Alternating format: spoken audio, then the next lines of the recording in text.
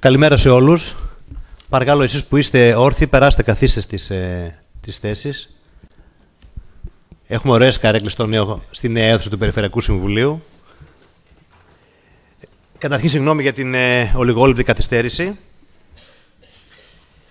Καλημέρα σε όλους. Σας καλωσορίζω εδώ σήμερα σε μια πάρα πολύ σημαντική ημερίδα που αφορά την προσαρμογή της Περιφέρειας Κεντρικής Μακεδονίας στην κλιματική αλλαγή. Η Περιφέρεια λοιπόν Κεντρικής Μακεδονίας, σε συνεργασία με την Ένωση Περιφερειών Ελλάδος, την ΕΜΠΕ, την Κεντρική Ένωση Δήμων Ελλάδος και την Ελληνική Εταιρεία Περιβάλλοντος και Πολιτισμού, διοργανώνει σήμερα την ημερίδα προσαρμογή της Περιφέρειας Κεντρικής Μακεδονίας στην κλιματική αλλαγή στο πλαίσιο του έργου Life Adaptive Greece. Η ημερίδα η σημερινή θα εστιάσει σε θεματικές ενότητες όπως είναι ο πρωτογενής τομέας, το δομημένο περιβάλλον, οι παράκτιες χρήσεις, η αλεία, οι υδατοκαλλιέργειες, αλλά και η γεωργία. Και φυσικά δεν σταματάμε εδώ, καθώς θα ακολουθήσει και ένα τριήμερο επιμορφωτικό περιφερειακό σεμινάριο, το οποίο θα ξεκινήσει αύριο, εδώ, 9 το πρωί, και Πέμπτη και Παρασκευή στο Διεθνές Κέντρο Ψηφιακού Μετασχηματισμού. Στόχος του τριήμερου σεμιναρίου είναι να παρέχει την απαραίτητη γνώση αλλά και τα εργαλεία σε υπηρεσίες και λοιπά ενδιαφερόμενα μέρη σε θέματα προσαρμογής στην κλιματική αλλαγή, με έμφαση στους τομείς υψηλής τροτότητας της Περιφέρειας Κεντρικής Μακεδονίας. Να ξεκινήσουμε λοιπόν τη σημερινή ημερίδα και θα καλέσω στο βήμα τον πρόεδρο της Επιτροπής Ενέργειας, Περιβάλλοντος και Κλιματικής Αλλαγής της Ένωσης Περιφερειών Ελλάδος και Περιφερειάρχη Ανατολικής Μακεδονίας και Θράκης, τον κύριο Χριστόδουλο Τοψίδη.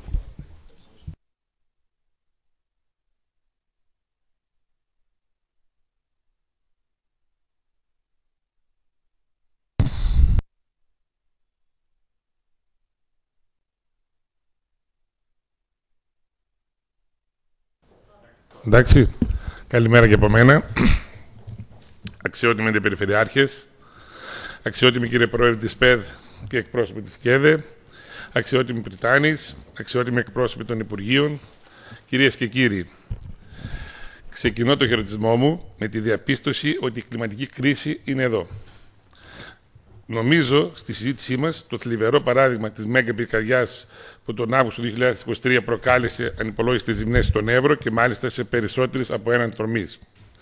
Η πυρκαγιά αυτή, για την οποία όλοι συμφωνούμε ότι σε μεγάλο ποσοστό αποτελεί απότοκο της κλιματικής κρίσης, προκάλεσε σημαντικές ζημιές στο φυσικό πλούτο του Εύρου, αλλά και αξιοσημείωτες αναπαράξεις σε μια αλυσίδα δραστηριοτήτων που κάθε μία από αυτές αποτελεί ξεχωριστή συνιστόσα του οικονομικού προφίλ της Περιφέρειας Ανατολικής Μακεδονίας και Θράκης και της Περιφερειακής Ενότητας ειδικότερα. Δεν θα μείνω περισσότερο στο συγκεκριμένο παράδειγμα, προκειμένου να μην σας κουράσω, όμως το φέρνω στη συζήτηση ως απόδειξη των συνεπειών που έχει πλέον η κλιματική κρίση στη βιώμενη πραγματικότητά μας. Και αυτές οι συνέπειες είναι που καθιστούν αδίαιτη την ανάγκη να δράσουμε συντονισμένα και συντετυγμένα, αλλά κυρίως συνεργατικά και πολυεπίπεδα. Έχω την άποψη ότι καμία βαθμίδα διοίκησης δεν μπορεί να ανταπεξέλθει μεμονωμένα στις ανάγκες διαχείρισης των συνεπειών της κλιματικής κρίσης. Γι' αυτό και πρέπει ο σχεδιασμός μας να είναι σπονδυλωτός και η εφαρμογή του συμμετοχική. Γνωρίζουμε ότι σε ευρωπαϊκό επίπεδο χαράσσονται πολιτικές αναφορικά με την κλιματική κρίση, ενώ και η χώρα μας διαθέτει τη λεγόμενη εθνική στρατηγική, από την οποία απορρέουν και τα περιφερειακά σχέδια για την προσαρμογή στην κλιματική αλλαγή, τα οποία οφείλουμε οι περιφέρειες να εφαρμόζουμε, αλλά και να προσαρμόζουμε στις εκάστοτε συνθήκες και ανάγκες. Γι' αυτόν τον λόγο, άλλωστε, είναι απαραίτητη και η συμμετοχή της επιστημονικής κοινότητας. Και σήμερα έχουμε μαζί μας εξέχοντες επιστήμονες από τα πανεπιστημιακά ιδρύματα και ερευνητικά κέντρα της χώρας μας που μελετούν όχι μόνο την κλιματική αλλαγή καθ' αυτή, αλλά και τις συνέπειες ανατομέα, όπως επίσης αναπτύσσουν θεωρίες για τη διαχείριση και ακόμα καλύτερα για την πρόληψή της. Με άλλα λόγια, οι επιστημονικοί φορείς είναι αυτοί που μας παρέχουν δεδομένα, ώστε να τα χρησιμοποιήσουμε στη χάραξη των πολιτικών που ο καθής από τον τομέα ευθύνης του οφείλει να θεσπίσει για το θέμα το οποίο συζητάμε σήμερα. Εκτιμώ και πιστεύω ότι το θέμα για το οποίο συζητάμε είναι δυναμικό και συνεχώς μεταβαλλόμενο. Γι' αυτό και πρέπει να είμαστε συνεχώς προσαρμοστικοί ως οργανισμοί τοπικής αυτοδιοίκησης και να θεμελιώσουμε την ανταλλαγή καλών πρακτικών ως πάγια πρακτική μεταξύ ημών. Τέλος, θεωρώ υποχρέωσή μας, ενώ ημών των θεσμικών, την επικοινωνία της πολιτικής μας στους πολίτες μέσα από δράσεις και προγράμματα όπως το προκείμενο σήμερα.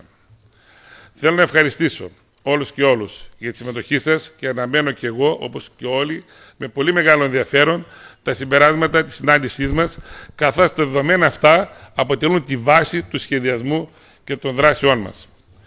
Τέλος, θα μου επιτρέψετε να δώσω τα εύσημα στους ανθρώπους της ΕΝΠΕ που εργάζονται και τρέχουν το πρόγραμμα LIFE που ενισχύει την εφαρμογή της Εθνικής Στρατηγικής Προσαρμογής στην Κλιματική Αλλαγή στην Ελλάδα μέσα από συντονισμένες δράσεις και έργα, ενισχύει τη συγκέντρωση και αξιοποίηση χρήσιμων δεδομένων, αλλά λειτουργεί και στην κατεύθυνση της ευαισθητοποίησης για ένα τόσο σοβαρό ζήτημα όπως είναι η κλιματική αλλαγή και οι συνέπειές τους.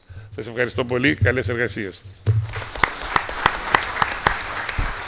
Ευχαριστούμε τον κύριο Τοψίδη. Όπως ανέφερα στο ξεκίνημα, αυτή η μερίδα γίνεται σε συνεργασία και με την Κεντρική Ένωση Δήμων Ελλάδος. Γι' αυτό καλώ στο βήμα τον Ιγνάτιο Κατετζίδη, τον πρόεδρο της Περιφερειακής Ένωσης Δήμων Κεντρικής Μακεδονίας, δήμαρχο Πηλαίας Χορτιάτη και εκπρόσωπο της Ένωσης Δήμων Ελλάδος.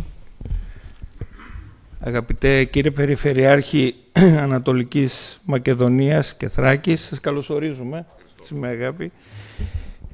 Αγαπητοί αντιπεριφερειάρχες, αγαπητέ κύριε Πρίτανη, αγαπητοί συνάδελφοι του πρώτου και του δεύτερου βαθμού, αγαπητοί εκπρόσωποι από φορείς, αγαπητές φίλες και αγαπητοί φίλοι, θα μου επιτρέψετε σήμερα να μεταφέρω το χαιρετισμό του Προέδρου της Κεντρικής Ένωσης Δήμων Ελλάδος, του καλού μου φίλου συναδέλφου Δημάρχου Αμπελοκήπων Μενεμένης, του Λάζαρου του Κυρίζογλου, για το θέμα που σήμερα απασχολεί την ημερίδα.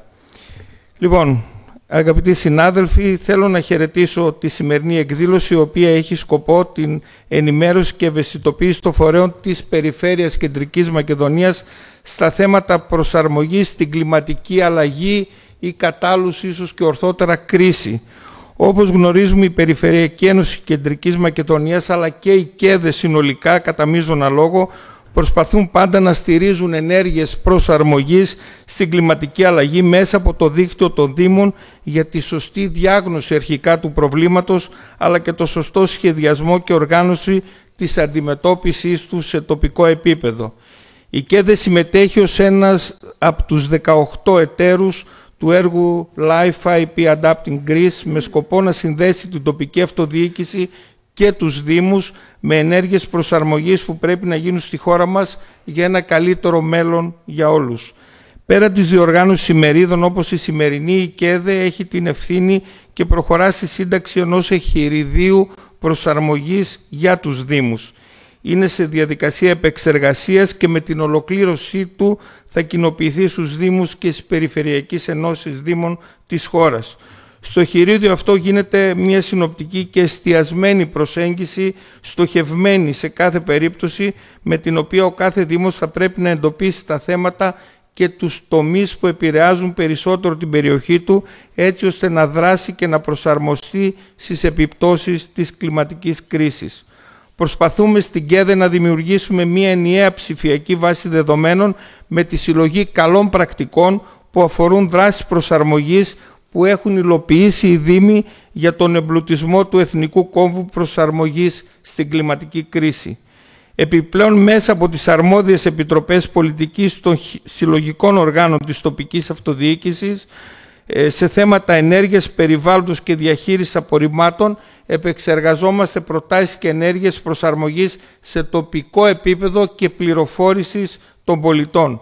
Ειδικότερα για την ανάγκη αξιοποίησης των ανανεώσιμων πηγών ενέργειας, για τα θέματα αναδασώσεων, ενημέρωση για προγράμματα ανακύκλωσης αλλά και άλλων μορφών σύγχρονης επεξεργασίας των απορριμμάτων. Αγαπητοί συνάδελφοι, το θέμα της κλιματικής αλλαγής για την ακρίβεια κρίσης, όπως είπα και προηγούμενα, κατανοούμε όλοι ότι είναι ένα παγκόσμιο φαινόμενο. Η υπερθέρμανση του πλανήτη προκαλεί και θα συνεχίσει να προκαλεί μεγάλες πιέσεις και στη χώρα μας.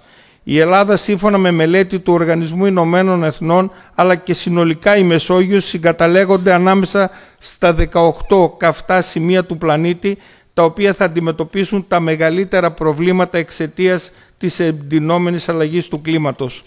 Οι πρόσφατες δημοσιεύσεις κάνουν λόγο για το θερμότερο μήνα Φεβρουάριο που έχει καταγραφεί ποτέ, ενώ ο Ευρωπαϊκός Οργανισμός Περιβάλλοντος προειδοποιεί ότι η Ευρώπη δεν είναι προετοιμασμένη για τους ραγδαία αυξανόμενους κλιματικούς κινδύνους. Αυτά τα γεγονότα οδηγούν την Ευρωπαϊκή Επιτροπή να καθορίσει βασικά βήματα για τη διαχείριση των κλιματικών κινδύνων με συστήματα και μέσα πολιτικής προστασίας που θα πρέπει να είναι ανθεκτικά στο μέλλον μέσω επενδύσεων διαχείρισης του κινδύνου καταστροφών από την Ευρωπαϊκή Επιτροπή. Για το λόγο αυτό η Ευρωπαϊκή Ένωση δραστηριοποιείται σε διεθνές επίπεδο για την αντιμετώπιση των κλιματικών κινδύνων και μεγάλο μέρος της διεθνούς χρηματοδότησης για το κλίμα διατίθεται σε τέτοια και ανάλογα μέτρα προσαρμογής. Το Σύμφωνο των Δημάρχων για το κλίμα και την ενέργεια αποτελεί τον κύριο διάβλο στήριξης της Ευρωπαϊκής Ένωσης για την προσαρμογή σε αυτή την κλιματική αλλαγή. Συμπληρώνει τις προσπάθειες μείωσης των εκπομπών αερίου του θερμοκηπίου στις πόλεις και περιλαμβάνει θέματα όπως η ενεργειακή μετάβαση, η αστική κινητικότητα, η κυκλική οικονομία και η βιώσιμη χρήση της γης.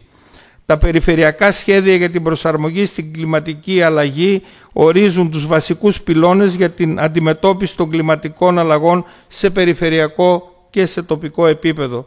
Σε κάθε περιφερειακό σχέδιο, με βάση τις κλιματικές συνθήκες και την τροτότητα κάθε περιφέρειας, καθορίζονται επακριβώς οι τομείς πολιτικής και οι γεωγραφικές ενότητες προτεραιότητας για λήψη μέτρων, καθώς επίσης και τα οικονομικά μέσα για την υλοποίησή τους, γιατί βέβαια χωρίς τα οικονομικά μέσα τίποτα δεν μπορεί να υλοποιηθεί.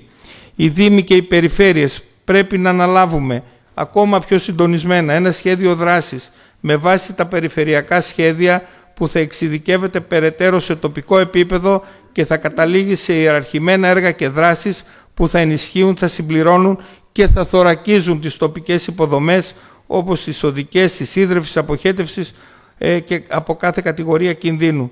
Δυστυχώς οι επιπτώσεις της κλιματικής αλλαγής έχουν συνδεθεί με τις εποχές του έτους και μάλιστα με μεγάλη σφοδρότητα και οι υποδομές των δήμων και των πόλεων μας δυστυχώς δεν μπορούν να τις ακολουθήσουν. Κλείνοντας, θέλω να τονίσω ότι με τις ακραίες ανεξέλεκτες πυρκαγιές και πλημμύρες που έχουν πλήξει και πρόσφατα τη χώρα, είναι άμεση ανάγκη να αλλάξει η στρατηγική και ο σχεδιασμός της πρόληψης και της καταστολής τους, αλλά και εξυγχρονισμού σε μεγάλο βαθμό των υποδομών των πόλεων μας. Πρέπει να αλλάξουμε στρατηγική στην αντιμετώπιση των έκτακτων καταστάσεων που προκύπτουν. Επανασχεδιασμός λοιπόν και προσαρμογή της πολιτικής προστασίας και διαφανής και ξεκάθαρη, χωρίς επικαλύψεις, κατανομή των αρμοδιοτήτων στο κεντρικό, στο περιφερειακό και στο τοπικό επίπεδο. Σας ευχαριστώ πολύ για την προσοχή σας και εύχομαι καλή συνέχεια στις εργασίες της ημερίδας. Ευχαριστούμε πολύ τον κύριο Καϊτετζίδη και τώρα να δώσω το λόγο στην κυρία Βούλα Πατουλίδου, Αντιπεριφερειάρχη Μητροπολιτικής Ενότητας Θεσσαλονίκης.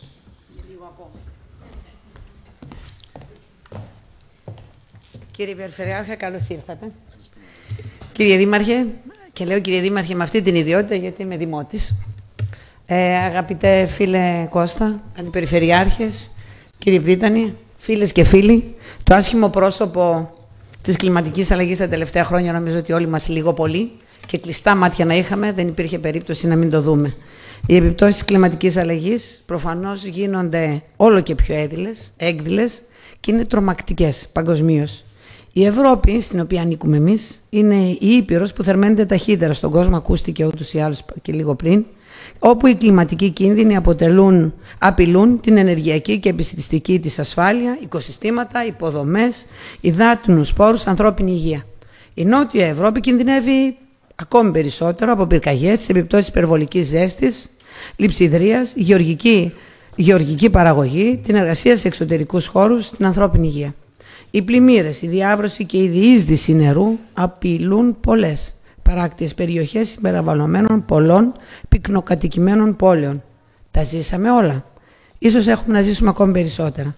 Για να εξασφαλιστεί η ανθεκτικότητα των κοινωνιών μας, η υπεύθυνη χάραξη πολιτικής σε ευρωπαϊκό και εθνικό επίπεδο θα πρέπει να δράσουν τώρα, περιορίζοντας τους κλιματικούς κινδύνους όσο μπορούν, τόσο με την άμεση μείωση εκπομπών, όσο και ισχυρές πολιτικές και δράσεις προσαρμογής. Απαιτούνται στρατηγικές προσαρμογής σε τοπικό, περιφερειακό, εθνικό, ενωσιακό και διεθνές επίπεδο, ώστε να προλαμβάνονται οι δυσμενείς επιδράσεις της κλιματικής αλλαγής και να αποτρέπονται ή τουλάχιστον να ελαχιστοποιούνται οι ζημιές. Η πιο σημαντική στρατηγική όμως εμπεριέχεται σε μια συγκεκριμένη λέξη, στη λέξη ευθύνη. Κάθε στρατηγική προσαρμογής θα πρέπει να έχει αυτή την λέξη ως τίτλο. Ευθύνη στο σχεδιασμό, ευθύνη στην υλοποίηση. Οι αποφάσεις που λαμβάνουμε δεν αφορούν μόνο το σήμερα. Η ευθύνη μας θα καθορίσει το μέλλον και των επόμενων γενεών. Η Περιφέρεια Κεντρικής Μακεδονίας και ο Περιφερειάρχης μας, νομίζω ότι περισσότεροι από εδώ έχουμε συνεργαστεί και το γνωρίζουμε, έχει πρωτοστατήσει στο σχεδιασμό της αντιμετώπισης των συνεπειών της κλιματικής αλλαγής. Τα έργα που τρέξαμε, οι αποφάσεις που έχουμε λάβει, η ετοιμότητά μας είναι σε προτεραιότητα. Μπορεί να μην τα έχουμε καταφέρει τα πάντα, αλλά τουλάχιστον οι ζημιές, οι πολύ μεγάλες ζημιές μέχρι στιγμής, προσπαθώντας να φάω μεγάλη μπουκιά, να μην πω μεγάλη λέξη, αλλά αυτό είναι μία αλήθεια, μέχρι στιγμής μας έχουν βοηθήσει να αποφύγουμε τα χειρότερα. Η σύνδεση των πολιτών με την αυτοδιοίκηση, η αυτοδιοίκηση με την κεντρική πολιτική και με την Ευρώπη μοιάζει να είναι ένα συγκεκριμένο αγώνισμα, σκυταλοδρομία. Οι αντίπαλοι μας, η κλιματική κρίση αλλά και οι φωτιές και οι φωνές που διαστρεβλώνουν την πραγματικότητα και μας καθυστερούν στη λήψη άμεσων αποφάσεων θα πρέπει να συρρικνωθούν. Δεν μπορεί κανένας συνδετικός κρίκρος να ολιγοπορήσει ή να χάσει τον βηματισμό του. Η χώρα μας, ναι, διεκδικεί ηγετική θέση στην προσπάθεια για την προστασία του περιβάλλοντος σε ευρωπαϊκό επίπεδο. Από όποιο μετερίζει και αν δουλεύουμε, θα πρέπει να δράσουμε άμεσα. Δεν είναι απέτηση μόνο των καιρών, αλλά είναι απέτηση των πολιτών. Και οι πολίτες γνωρίζετε πάρα πολύ καλά, όταν λίγο θυγεί η αξιοπιστία του φορέα που τους διοικεί, τότε θυμώνουν. Άρα λοιπόν είναι στο χέρι μας, με τις καλές πρακτικές, με τέτοιου είδους δράσεις, να μπορούμε τουλάχιστον να κερδίζουμε την επόμενη μέρα, έτσι ώστε όλοι μας να κοιτάμε προς την ίδια πλευρά, γιατί αυτός ο τόπος, ο μικρός, ο μεγάλος, είναι ολονών και δικό μας. Καλή επιτυχία και σας ευχαριστώ πολύ. Δεν ξέρω αν θα σας ξαναδώ, αλλά κάπου σε κάποιο σημείο πάλι θα ανταμώσουμε. Ευχαριστώ πολύ. Ευχαριστούμε πολύ την κυρία Πατουλίδου. Και φυσικά από μια τέτοια σημαντική ημερίδα δεν θα μπορούσε να λείψει εκπρόσωπος του Υπουργείου Περιβάλλοντος και Ενέργειας. Με τη βοήθεια της τεχνολογίας, μέσω e-presence, να συνδεθούμε παρακαλώ με τον Γενικό Διευθυντή Περιβαλλοντικής Πολιτικής, τον κύριο Κωνσταντίνο Δημόπουλο. Καλημέρα, καλό μήνα καταρχήν. Αξιότιμη κύριε Περιφερειάρχη, αξιότιμη κύριε Πρίτανια, αξιότιμη κύριε Δήμαρχη, κύριε Περιφερειάρχη, στελέχη της τοπικής αυτοδιοίκησης, κυρίες και κύριοι, σας καλημερίζω εκ μέρους του Υπουργείου Περιβάλλοντος και Ενέργειας. Χαιρετίζω τη σημερινή ενημερωτική ημερίδα για την προσαρμογή της Περιφέρειας Κεντρικής Μακεδονίας στην κλιματική αλλαγή, η οποία διενεργείται στο πλαίσιο του έργου του LIFE και φιλοξενείται στη Θεσσαλονίκη, τη συμπρωτεύουσα, μια πόλη με τεράστια πολιτική, οικονομική και πολιτισμική σημασία για τη Βόρεια Ελλάδα, τη χώρα και την περιοχή των Βαλκανίων και της Νοτιοανατολικής Ευρώπης. Να σημειώσω ότι η ημερίδα διεξάγεται με την επιμέλεια της Ένωσης Περιφερειών Ελλάδος, της Κεντρικής Ένωσης Δήμων Ελλάδος και της Ελληνικής Εταιρείας Περιβάλλοντος και Πολιτισμού σε συνεργασία με την Περιφέρεια Κεντρικής Μακεδονίας. Όπως ήδη γνωρίζετε, το έργο LIFE, το οποίο συντονίζει το ΙΠΕΝ, η Γενική Διεύθυνση Περιβαλλοντικής Πολιτικής, φιλοδοξεί να ενισχύσει την εφαρμογή της Εθνικής Στρατηγικής και των Περιφερειακών Σχεδίων για την προσαρμογή στην κλιματική αλλαγή και να προετοιμάσει την αναθεώρησή τους μετά το 2026 με κατάλληλες δράσεις σε εθνικό, περιφερειακό και τοπικό επίπεδο. Πρόκειται για την 7η κατά σειρά ημερίδα που πραγματοποιείται στο πλαίσιο του έργου αυτού. Έχουν ήδη διενεργηθεί ημερίδες στις περιφέρειες Δυτικής Ελλάδος, Κρήτης, Ιωνίων Νήσων, Δυτικής Μακεδονίας, Τεράστιας Ελλάδος και Βόρειο Αιγαίου, ενώ προγραμματίζονται αντίστοιχες εκδηλώσεις και για τις υπόλοιπες περιφέρειες της χώρας. Παράλληλα με την ημερίδα διεξάγεται και το τριήμερο επιμορφωτικό σεμινάριο που πραγματοποιείται επίσης στη Θεσσαλονίκη από 3 έως 5 Απριλίου. Το σεμινάριο αυτό δηλαδή αρχίζει από αύριο. Το σεμινάριο αφορά μεταξύ άλλων στην επιμόρφωση των στελεχών της κοινωνικών εταίρων πάνω σε ζητήματα προσαρμογής στην κλιματική αλλαγή. Τόσο το τριήμερο επιμορφωτικό σεμινάριο, όσο και η σημερινή μερίδα εντάσσονται στις δράσεις του έργου του LIFE και αποτελούν τμήματα ενός ευρύτερου κύκλου ενημερωτικών, επιμορφωτικών και εκπαιδευτικών δράσεων του έργου στην περιφέρεια Κεντρικής Μακεδονίας. Σήμερα λοιπόν οι πολίτες της Θεσσαλονίκης και της περιφέρειας Κεντρικής Μακεδονίας έχουν την ευκαιρία να παρακολουθήσουν μια πολύ ενδιαφέρουσα μερίδα, να ενημερωθούν και κυρίως να ευαισθητοποιηθούν για τις επιπτώσεις κλιματικής αλλαγής στην περιοχή τους. Θα συμβάλλουν τα μέγιστα σε αυτό οι εισηγήσεις των διακεκριμένων εκπροσώπων της πανεπιστημιακής και επιστημονικής κοινότητας και άξιων στελεχών της τοπικής αυτοδιοίκησης με σημαντικό ρόλο στην υλοποίηση του οικείου περιφερειακού σχεδίου για την προσαρμογή στην κλιματική αλλαγή. Όπως αποτυπώνεται στο πρόγραμμα της σημερινής ημερίδας, οι εισηγήσεις των εκλεκτών ομιλητών εστιάζουν σε κομβική σημασία ζητήματα για το κλίμα και τις επιπτώσεις στην περιοχή της περιφέρειας Κεντρικής Μακεδονίας. Ο πρωτογενής τομέας, το δομημένο περιβάλλον, οι υδατικοί πόροι και οι παράκτες χρήσης, η αλεία, οι υδατοκαλλιέργειες και η γεωργία αποτελούν τους βασικούς θεματικούς άξονες της σημερινής ημερίδας, ενώ εξαιρετικό ενδιαφέρον παρουσιάζει και η ταινία που θα προβληθεί στη δεύτερη ενότητα της εκδήλωσης.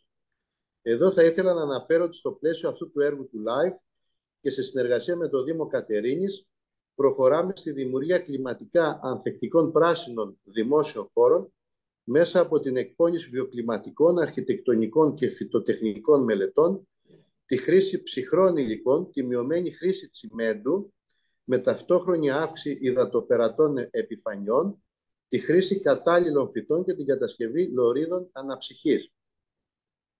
Παράλληλα, εγκαθιστούμε ολοκληρωμένο σύστημα Internet of Things, το οποίο μέσω δορυφορικής τεχνολογίας λαμβάνει και αποθηκεύει μετεωρολογικά και περιβαλλοντικά δεδομένα μετρήσεων από αισθητήρες που θα χρησιμοποιηθεί και για την καταγραφή των θερμικών μικρονησίδων εντός του αστικού ιστού, για τις οποίες θα πρέπει να ληφθούν μέτρα προσαρμογής κατά προτεραιότητα, καθώς και για την ενημέρωση των κατοίκων για τις εκάστοτε επικρατούσες καιρικές συνθήκες, ιδίως ακραίες καιρικές συνθήκες όπως κύματα καύσωνα ή ψύχους. Και βέβαια να συμπληρώσω και την εκπόνηση των σχεδίων δράσης αειφόρου ενέργειας και κλίματος στο πλαίσιο του Ευρωπαϊκού Συμφώνου των Δημάρχων για 3 Δήμους, με σκοπό να αποτελέσουν καλές πρακτικές τοπικών σχεδίων για την προσαρμογή στην κλιματική αλλαγή και για τους υπόλοιπους ελληνικούς δήμους. Όλα αυτά που προανέφερα μόλις προειδεάζουν μια εξαιρετικά ενδιαφέρουσα και πολυδιάστατη συζήτηση που στηρίζεται σε νέες εμπειρίες και παράγει νέα γνώση, κυρίως συνεισφέρουν στην ενημέρωση και ευαισθητοποίηση της κοινωνίας των πολιτών για την κλιματική αλλαγή και την προσαρμογή σε αυτή που είναι και ο πρωταρχικός μας στόχος. Είμαι βέβαιος ότι η σημερινή ημερίδα όχι μόνο θα είναι ενδιαφέρουσα, αλλά παραγωγική και χρήσιμη για τις τοπικές κοινωνίες της περιφέρειας Κεντρικής Μακεδονίας και την προσαρμογή του τόπου στην κλιματική αλλαγή. Με αυτή τη σκέψη θέλω να ευχηθώ εκ μέρους του Υπουργείου Περιβάλλοντος και Ενέργειας καλή συνέχεια στις εργασίες και σας ευχαριστώ θερμά για την προσοχή. Ευχαριστούμε πολύ τον κύριο Δημόπουλο. Σε λίγο έρχεται και ο Περιφερειάρχης Κεντρικής Μακεδονίας και πρόεδρος της Ένωσης Περιφερειών Ελλάδος, ο κύριος Τζικώστας. Έως ότου έρθει, θα επιτρέψετε να κάνω μία μικρή εισήγηση για το θέμα της κλιματικής αλλαγής και μετά να ξεκινήσει η μερίδα.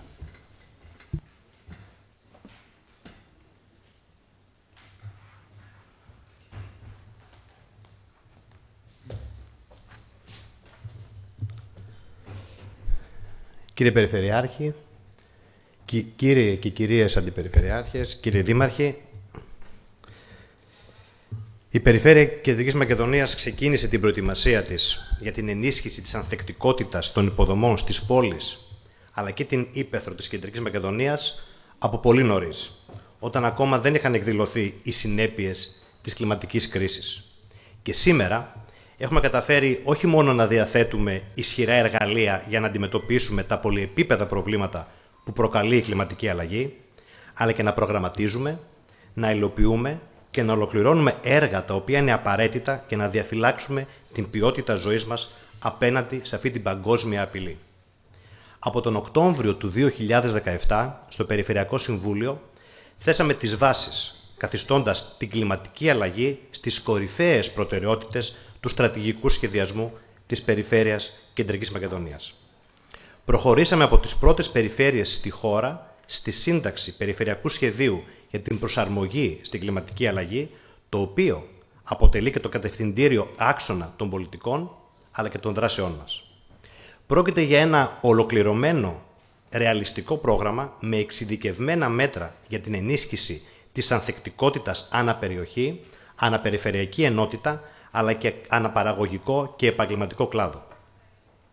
Περιλαμβάνει εκτιμήσεις για τις μεταβολές κλίματος, άμεσα αλλά και μακροπρόθεσμα στην Κεντρική Μακεδονία, υποδεικνύει τα αποτελεσματικότερα μέτρα σε ζητήματα όπως είναι η αποτελεσματικότερη χρήση των υδάτινων πόρων, η κατασκευή αντιπλημμυρικών τυχών και η ανύψωση των αναχωμάτων για την προστασία από την άνοδο της στάθμης της θάλασσας, η εξοικονόμηση ενέργειας, η ενίσχυση των ενεργειακών αποθεμάτων, η προστασία της αγροτικής παραγωγής και της βιοποικιλότητας, ενώ συμπληρώνονται και από εξειδικευμένα μέτρα έκτακτης ανάγκης αναπερίπτωση. Είναι λοιπόν η πηξίδα μας στην προσπάθεια περιορισμού των αρνητικών συνεπειών της κλιματικής μεταβολής. Στον μηχανισμό αυτό τον οποίο έχουμε δημιουργήσει για να καταστήσουμε ανθεκτική την Κεντρική Μακεδονία απέναντι στην κλιματική αλλαγή, έχουμε περιλάβει τα 3 τελευταία χρόνια και το παρατηρητήριο ολοκληρωμένης διαχείρισης του παράκτιου μετώπου της Κεντρικής Μακεδονίας. Αξιοποιώντας πόρους του ΕΣΠΑ, δημιουργήσαμε έναν ψηφιακό κόμβο διαρκούς συλλογής και επεξεργασίας επίγειων αλλά και δορυφορικών δεδομένων, τα οποία σχετίζονται και με το θαλάσσιο και με το υπηρετικό περιβάλλον, με στόχο τον εντοπισμό περιοχών κατά μήκος της ακτογραμμής με αυξημένη τροτότητα αλλά και έντονη διάβρωση. Σε συνεργασία με το Αριστοτέλειο Πανεπιστήμιο Θεσσαλονίκης, είμαστε πλέον σε θέση να παρέχουμε στους Δήμους επικαιροποιημένα στοιχεία για την κατάσταση των ακτών αλλά και την πιστοποίηση διαβρωτικών φαινομένων. Είναι ένας πολύτιμος οδηγός για τον έγκαιρο εντοπισμό των φαινομένων διάβρωσης, ειδικά στις παραθαλάσσιες τουριστικές περιοχές, αλλά και ένας ουσιαστικός σύμμαχος στο σχεδιασμό και την υλοποίηση έργων αντιμετώπισης αυτών των φαινομένων από τους Δήμους, ώστε να προλάβουμε τετελεσμένα δυσάρεστα γεγονότα. Σύντομα, τον ψηφιακό αυτόν κόμβο θα χειρίζεται εξειδικευμένο τεχνικό προσωπικό της Αντιπεριφέρειας Ανάπτυξης και Περιβάλλοντος. Παράλληλα, με την ολοκλήρωση και της αναβάθμισης τον τελευταίο 1,5 χρόνο των 7 σταθμών μέτρησης αέριων ρήπων του Εθνικού Δικτύου Παρακολούθησης, αλλά και την εγκατάσταση 2 νέων σταθμών, έναν στο νέο κτίριο της Περιφέρειας, αλλά και στην οδό Λαγκαδά, εξασφαλίσαμε εικόνα σε 24ωρη βάση για την ποιότητα της ατμόσφαιρας σε όλο το πολεοδομικό συγκρότημα της Θεσσαλονίκης. Έχουμε έτσι τη δυνατότητα να ελέγχουμε συνεχώς, αλλά και να ενημερώνουμε τους πολίτες για οποιαδήποτε υπέρβαση των τιμών των αέριων ρήπων από οποιαδήποτε αιτία, όπως και για επιβαρύνσεις της ατμόσφαιρας, οι οποίες σχετίζονται με την κλιματική αλλαγή. Όπως τα επαναλαμβανόμενα και με μεγαλύτερη συχνότητα περιστατικά μεταφοράς αφρικανικής σκόνης, που όπως είδαμε και αυτές τις ημέρες σε άλλες περιοχές της χώρας ήταν πολύ πιο έντονα και επικίνδυνα, ειδικά για ευπαθείς ομάδες πληθυσμού. Όπως γνωρίζετε, οι τιμές των καθημερινών μετρήσεων παρουσιάζονται υπό μορφή ημερήσιου δελτίου στην ιστοσελίδα της Περιφέρειας Κεντρικής Μακεδονίας. Κυρίες και κύριοι, οι προσπάθειές μας για να ενισχύσουμε την ανθεκτικότητα της Κεντρικής Μακεδονίας απέναντι στην κλιματική κρίση ξεκίνησαν νωρίς και είναι διαρκείς. Πατώντας επάνω στους 3 βασικούς πυλώνες που σας ανέφερα, το Περιφερειακό Σχέδιο για την Προσαρμογή στην Κλιματική Αλλαγή, το Παρατηρητήριο Ολοκληρωμένης Διαχείρισης Παράκτιου Μετώπου, αλλά και το αναβαθμισμένο δίκτυο παρακολούθησης ατμόσφαιρας στο πολεοδομικό συγκρότημα Θεσσαλονίκης, έχουμε ξεκινήσει τώρα την περαιτέρω διεύρυνση αυτού του επιχειρησιακού μηχανισμού με στόχο την οργανωμένη και ολοκληρωμένη παρακολούθηση των περιβαλλοντικών συνθηκών αλλά και των κλιματικών μεταβόλων σε όλη την επικράτεια της Κεντρικής Μακεδονίας. Ήδη είναι σε εξέλιξη η μόνιμη εγκατάσταση εκατοντάδων αισθητήρων, μετεωρολογικών σταθμών και τηλεμετρικών συστημάτων σε δημόσια κτίρια, σε γέφυρες, σε ποταμούς, σε χυμάρους, σε λιμενοβραχίονες, ακόμη και σε υποδομές βιολογικών καθαρισμών σε όλη την Κεντρική Μακεδονία, ώστε να εξασφαλίσουμε συνεχή και 24ωρη παρακολούθηση των κλιματικών και περιβαλλοντικών δικτών και των επιπτώσεων της κλιματικής αλλαγής μέσω της συστηματικής καταγραφής των διακυμάνσεων των τιμών σε υδάτινους πόρους αλλά και στην ατμόσφαιρα. Πρέπει να σας πω ότι το περιβαλλοντικό παρατηρητήριο το οποίο δημιουργούμε περιγράφεται στον περιφερειακό σχεδιασμό για την προσαρμογή στην κλιματική αλλαγή και το κάνουμε πραγματικότητα. Με τον διαρκή έλεγχο των παραμέτρων επιτυγχάνουμε την άμεση επέμβαση σε περιστατικά περιβαλλοντικής ρύπανσης και την έγκαιρη ενημέρωση των πολιτών για επικίνδυνα φυσικά φαινόμενα. Η αξιοποίηση του συνόλου των ψηφιακών δεδομένων αλλά και της γεωχωρικής απεικόνησής τους είναι πολύτιμη τόσο για την πολιτική προστασία αλλά και για τους Δήμους. Η αποτύπωση της πληρέστερης εικόνας που είχαμε ποτέ είναι αποφασιστική σημασίας για το σχεδιασμό αλλά και την κατασκευή έργων με σύγχρονες προδιαγραφές ανθεκτικότητας, την αξιολόγηση αλλά και την επαναξιολόγηση έργων και δράσεων. Τα δεδομένα αυτά του συστηματικού ελέγχου που για πρώτη φορά και σε τέτοια έκταση δημιουργούμε στο σύνολο της Κεντρικής Μακεδονίας θα είναι διαθέσιμα στο σύνολο των ενδιαφερόμενων φορέων. Κυρίες και κύριοι, είναι σαφές ότι δεν μπορούμε να αποτρέψουμε τις συνέπειες της κλιματικής κρίσης, ούτε και να αναχαιτήσουμε την καταστροφική της μανία. Κανείς δεν το κατάφερε παγκοσμίως. Μπορούμε όμως να περιορίσουμε το εύρος των επιπτώσεών της, ενισχύοντας την ανθεκτικότητα της Κεντρικής Μακεδονίας. Και η Περιφέρεια Κεντρικής Μακεδονίας αποδεικνύει ότι με τον πολυμέτωπο σχεδιασμό της οργανώνει μεθοδικά το βιώσιμό της μέλλον. Ευχαριστώ πάρα πολύ και να συνεχίσουμε.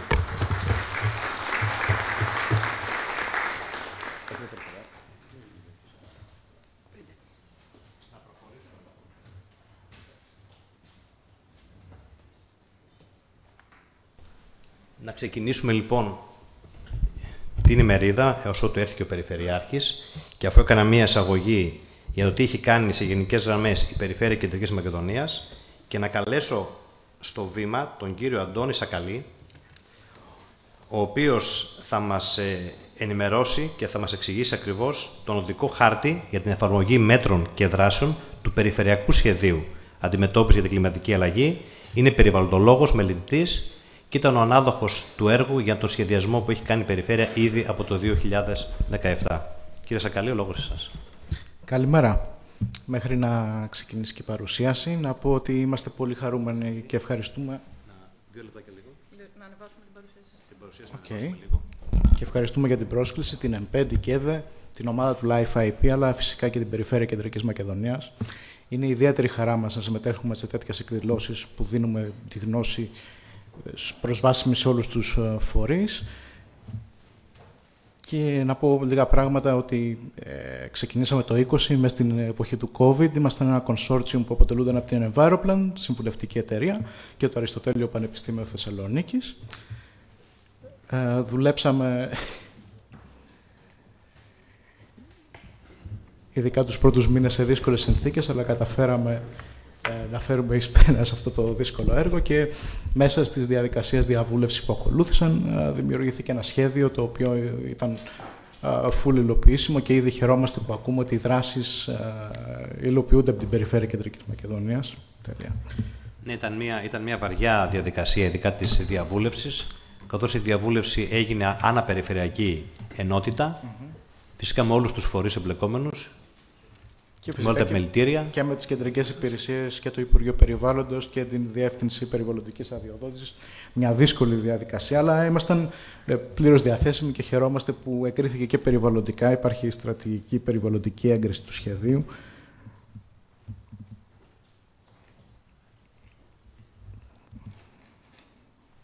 Ξέρω. Εγώ το βλέπω, εσείς δεν το βλέπετε.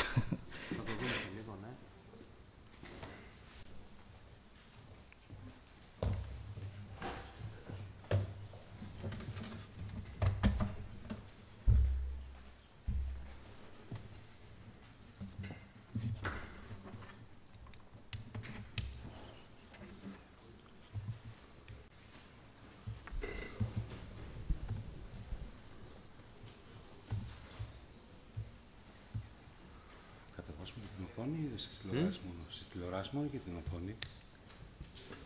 Και την οθόνη.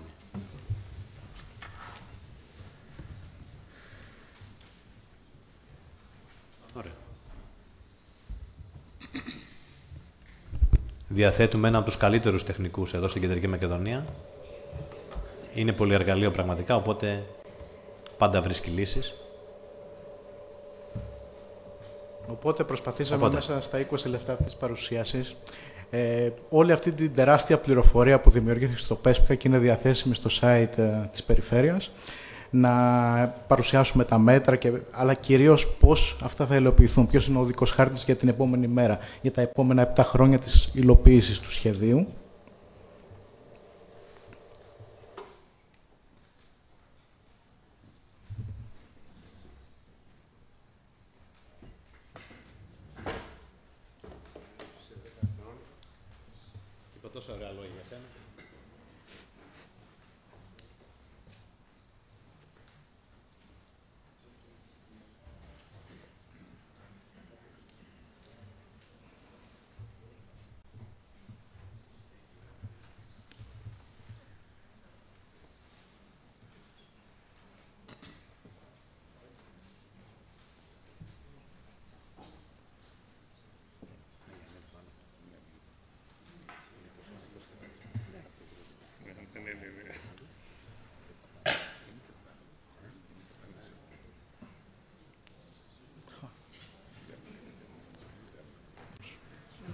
Ωραία.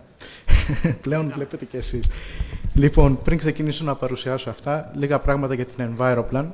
Είμαστε μια εταιρεία με βάση την Αθήνα, αλλά έχουμε γραφεία στην Ελλάδα και στη Θεσσαλονίκη και στο Ηράκλειο και δουλεύουμε σε πολλές χώρες της Ευρώπης με γραφεία όπως τα Σκόπια, τη Ρουμανία, την Τουρκία και την Κύπρο και πιο πρόσφατα ένα γραφείο στη Σαουδική Αραβία.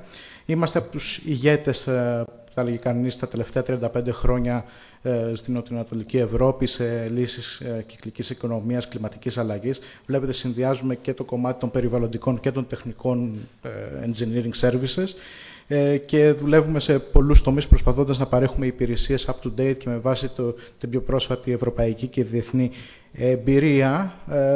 Δουλεύουμε σε αρκετές χώρες, γύρω στις 20 με 25 αυτή την περίοδο, πέρα από την Ευρώπη και στην νοτιοανατολική περιοχή, τα Βαλκάνια, την Μέση Ανατολή και προσφάτως την Κεντρική Ασία.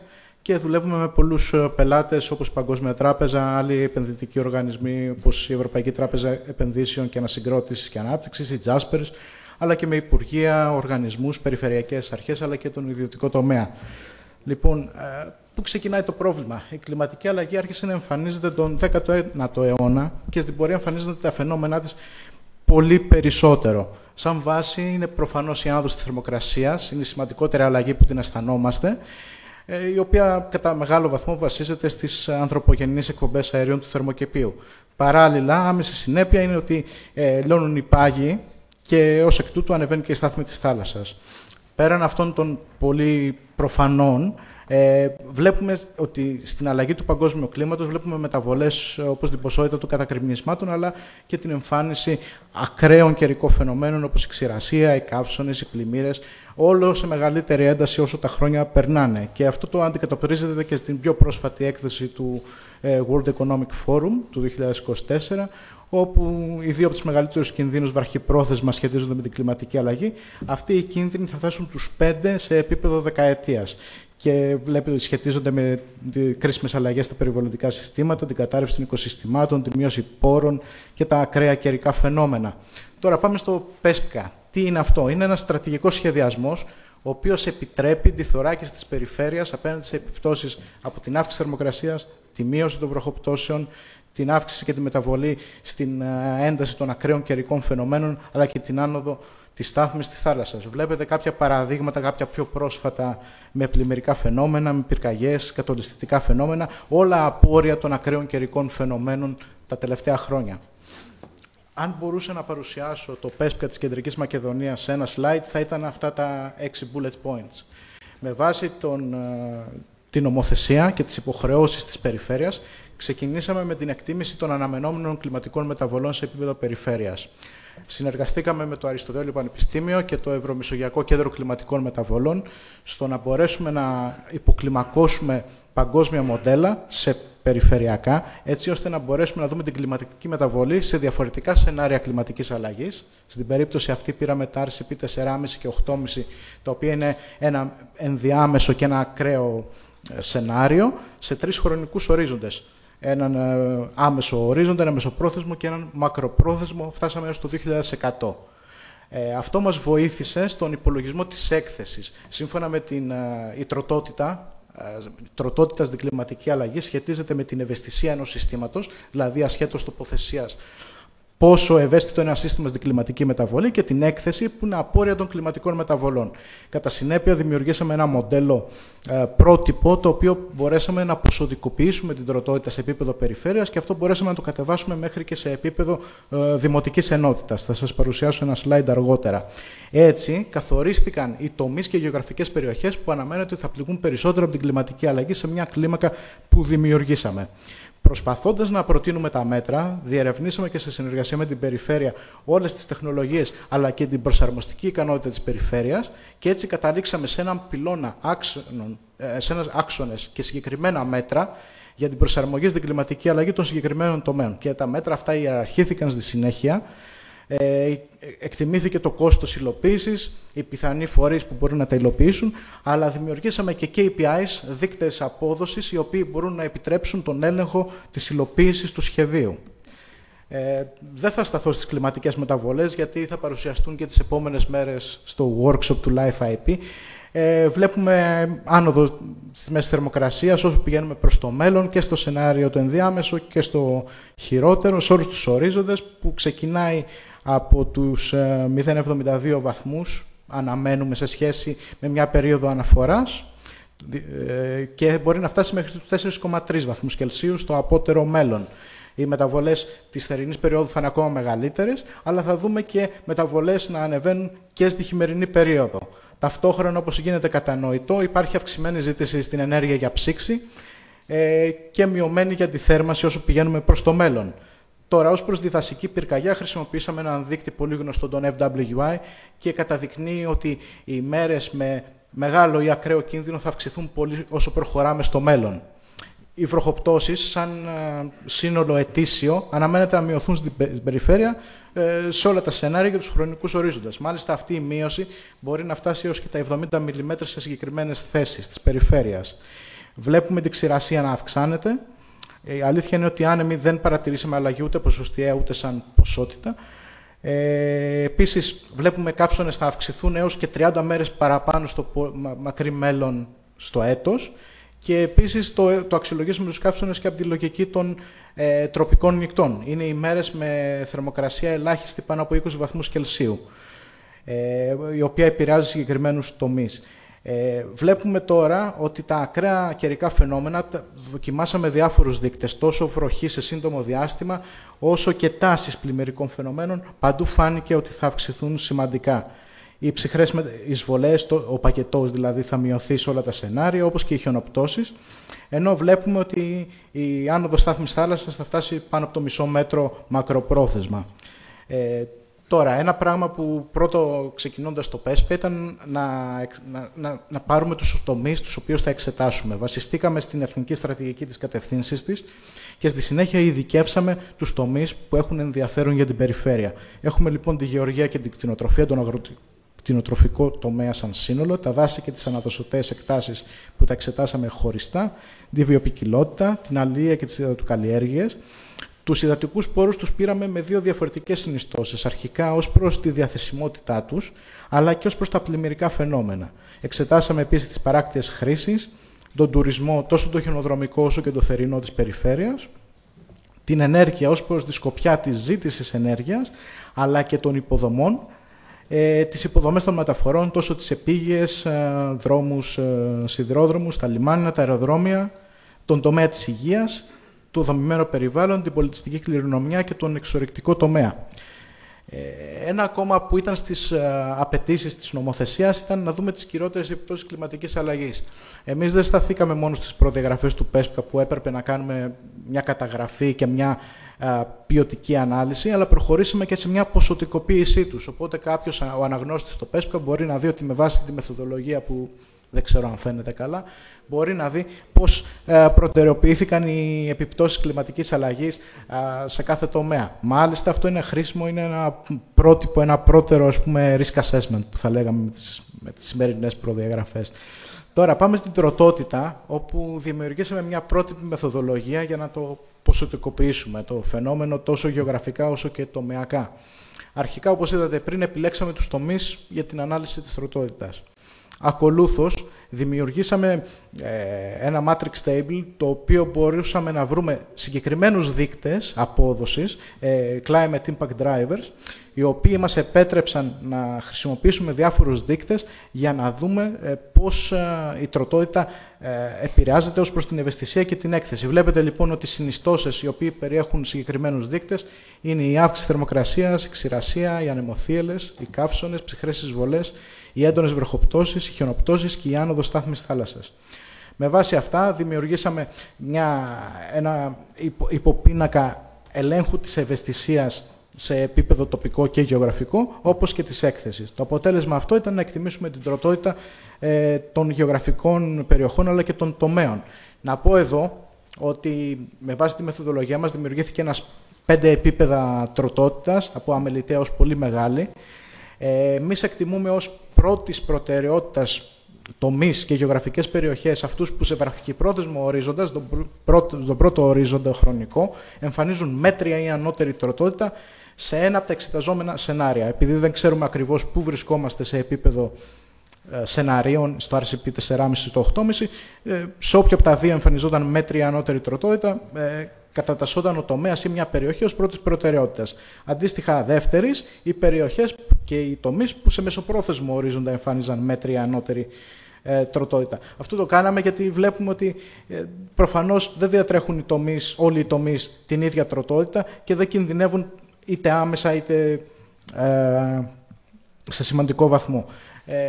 Αυτός ο πίνακας δείχνει τους τομεακές προτεραιότητες, δηλαδή ποιοι τομείς κατατάχθηκαν ως πρώτης προτεραιότητας. Βλέπετε λοιπόν ότι είναι η γεωργία και κτηνοτροφία, τα δάση, οι αναδοσωτές περιοχές, η βιοποικιλότητα, οι υδατικοί πόροι και τα αποθέματα, αλλά και οι πλημμύρες, οι παράκτιες χρήσεις, όλος ο τουρισμός, οι υποδομές ενέργειας, οι επίγειες μεταφορές, τα λιμάνια, η υγεία και το δομημένο περιβάλλον.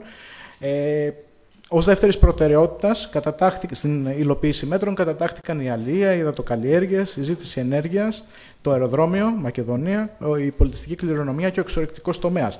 Βέβαια, αυτό δεν σημαίνει ότι το σύνολο της περιοχής είναι πρώτης ή δεύτερης προτεραιότητας. Αυτό που κάναμε σαν μεγαλύτερη ανάλυση ήταν ότι πήγαμε στις χωρικές προτεραιότητες. Βλέπετε εδώ, ας πούμε, για τον τομέα της γεωργίας ένα παράδειγμα. Το μεγαλύτερο μέρος των περιοχών σε επίπεδο δημοτικής ενότητας είναι πρώτης προτεραιότητας, όμως υπάρχουν και περιοχές που είναι δεύτερης προτεραιότητας, έχουν μια αλφα προσαρμοστική ικανότητα. Και αυτό το βλέπετε και γεωγραφικά εδώ. Σε αυτό το slide φαίνονται οι διάφοροι χρονικοί ορίζοντες όσο πηγαίνουμε στο μέλλον στα δύο σενάρια, το RCP 4,5 και το 8,5. Όποια περιοχή ήταν κίτρινο και πάνω, κίτρινο, πορτοκαλί ή κόκκινο, θεωρούνταν πρώτης προτεραιότητας. Όλοι οι χάρτες, όλη η χαρτογραφική πληροφορία και των κλιματικών μεταβολών και της τροτότητας, καθώς και τα στατιστικά στοιχεία αυτών, είναι παραρτήματα του PESPCA που είναι ανεβασμένα στο site της περιφέρειας και μπορείτε να τα δείτε αναλυτικά. Τώρα έχω κρατήσει εδώ, με βάση τη σημερινή συζήτηση και τους τομείς που θα εστιάσουμε, παρουσιάζω τα κυριότερα μέτρα για να δούμε κάποια μέτρα και να τα συζητήσουμε αναλυτικότερα. Βλέπετε λοιπόν ότι ξεκινάμε με οριζόντια μέτρα, πολύ σημαντικά και προτεραιοποιημένα να γίνουν στην αρχή του έργου, όπως είναι η υποστήριξη των Δήμων στην εφαρμογή των σχεδίων, τα είπε και ο κύριος Γενικός Διευθυντής του ΙΠΕΝ, οι υπηρεσίες συμβούλων για να αξιολογήσουν προτάσεις, να υλοποιήσουν μέτρα σε διάφορους τομείς προτεραιότητας, η χρήση εργαλείων, τεχνολογιών επικοινωνίας για τη διαχείριση κινδύνων σαν alert systems. Το είπα ότι η Περιφερειάρχης για τη δημιουργία του μηχανισμού ενός παρατηρητηρίου που θα παρακολουθεί και την υλοποίηση του PESPCA αλλά και κρίσιμων δικτών, αλλά και δράσεις συνεχούς ενημέρωση, επιμόρφωση των στελεχών και όλων των stakeholders και των απλών πολιτών σε θέματα κλιματικής αλλαγής. Πάμε τώρα στη γεωργία και την κτηνοτροφία, ένας τομέας πρώτης προτεραιότητας.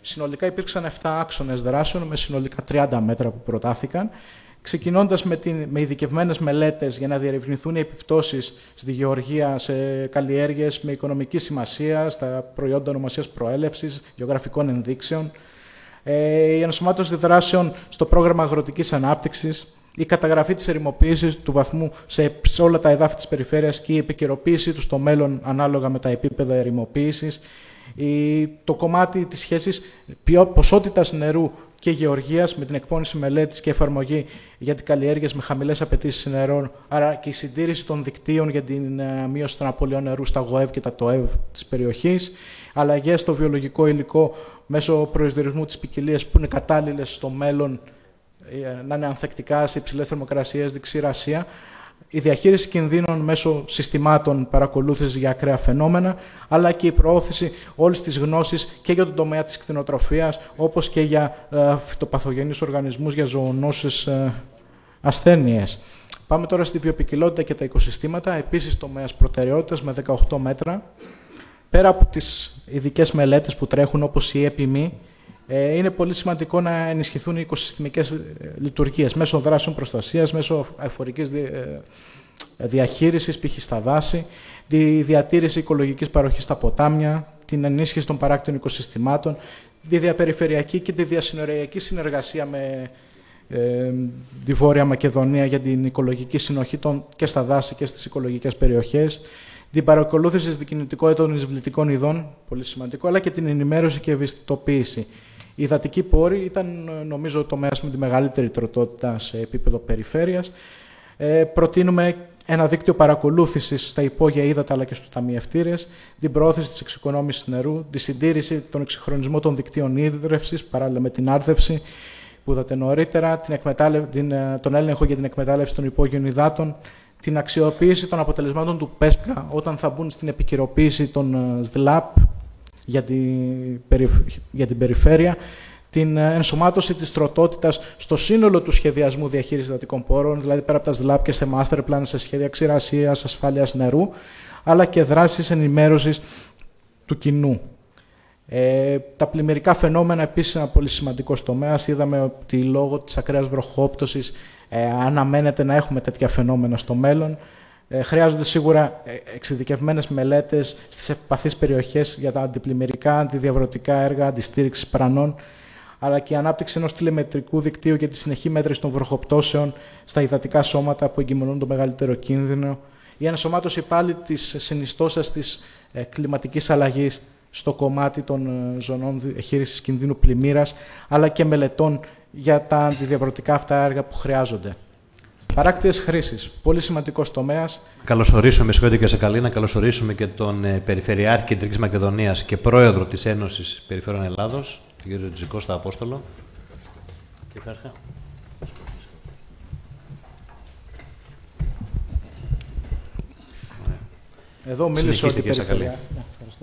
Εδώ μίλησε ο Περιφερειάρχης για αυτό το μηχανισμό συνεχούς παρακολούθησης στις παράκτιες περιοχές, αλλά πολύ σημαντικό να υπάρχει και ένα ολοκληρωμένο σχέδιο στην διαχείριση της παράκτιας ζώνης και φυσικά μελέτες, έργα προστασίας, αρχικά ήπιες παρεμβάσεις στις πιο επαθείς περιοχές της παράκτιας χρήσης, όπως η τεχνητή φυτοκάλυψη, η αναπλήρωση ακτής, αλλά και πιο hard έργα όπως οι κυματοθράφστες, οι πρόβολοι.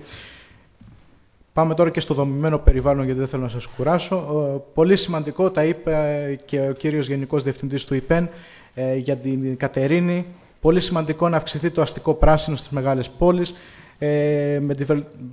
Στόχος είναι η βελτίωση της αναλογίας του δομημένου χώρου προς τον πράσινο, αλλά σίγουρα πολύ σημαντικό επίσης να υπάρχει παρεμβάσεις για την εξοικονόμηση, την επαναχρησιμοποίηση νερού, τη συλλογή, την εγκατάσταση ΑΠΕ για την κάλυψη των αναγκών στην ενέργεια των κτηρίων, αλλά και την αύξηση των μπλε χώρων. Επίσης, πάρα πολύ σημαντικό να ενισχυθούν οι οικισμοί, ειδικά αυτοί που κινδυνεύουν από καθολιστήσεις ή πλημμυρικά φαινόμενα, αλλά και η ενσωμάτωση παραμέτρου της κλιματικής αλλαγής στο χωροταξικό σχεδιασμό της περιφέρειας, τόσο τον τοπικό, αλλά και η διαχείριση ακραίων φαινομένων με χρήση τεχνολογιών επικοινωνίας, καθώς σήμερα με το RRF αυτό είναι κάτι πολύ hot και προτείνεται.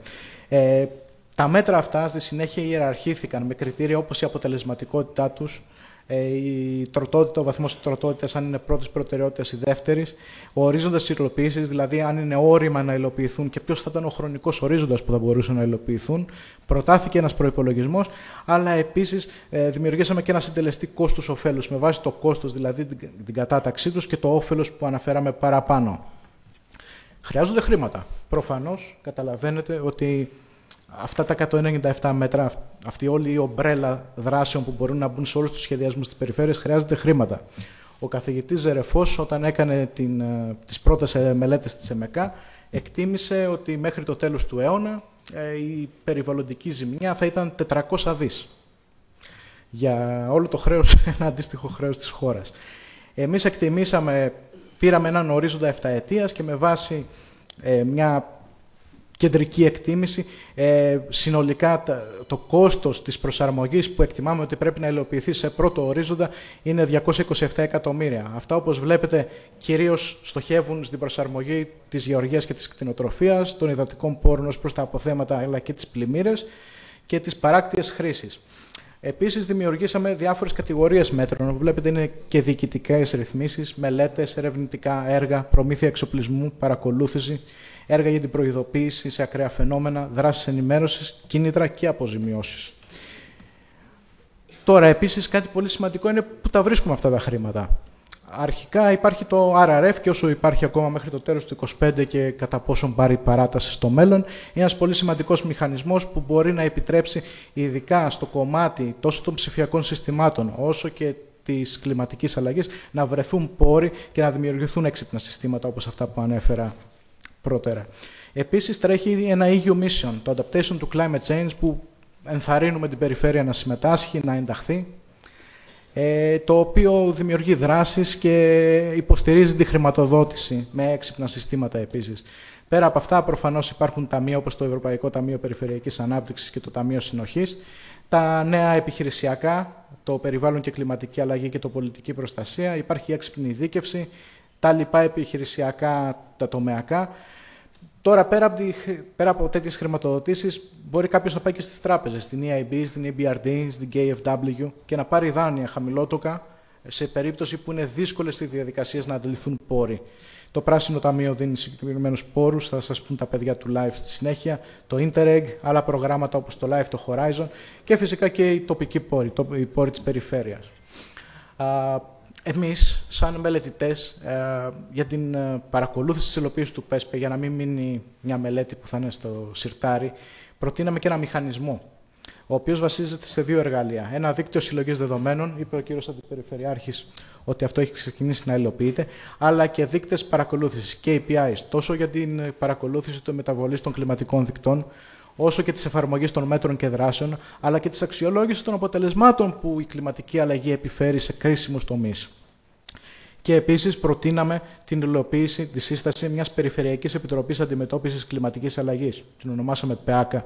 Είναι ένα χρήσιμο εργαλείο που τρέχει κάτω από το Περιφερειακό Συμβούλιο, που όμως μπορεί να είναι ένας πολύ χρήσιμος παίκτης που θα μπορεί να παρακολουθεί την υλοποίηση συγκεκριμένων δράσεων σε επίπεδο τριμήνου, εξαμήνου, καθ' όλη τη διάρκεια υλοποίησης του ΠΕΣΠΚΑ. Και κλείνω με ένα τελευταίο slide για τα επόμενα βήματα. Πολύ σημαντικό είναι να δουλέψει αυτός ο μηχανισμός παρακολούθησης του ΠΕΣΠΚΑ, τόσο στη συλλογή δεδομένων, όσο και στην παρακολούθηση της υλοποίησης.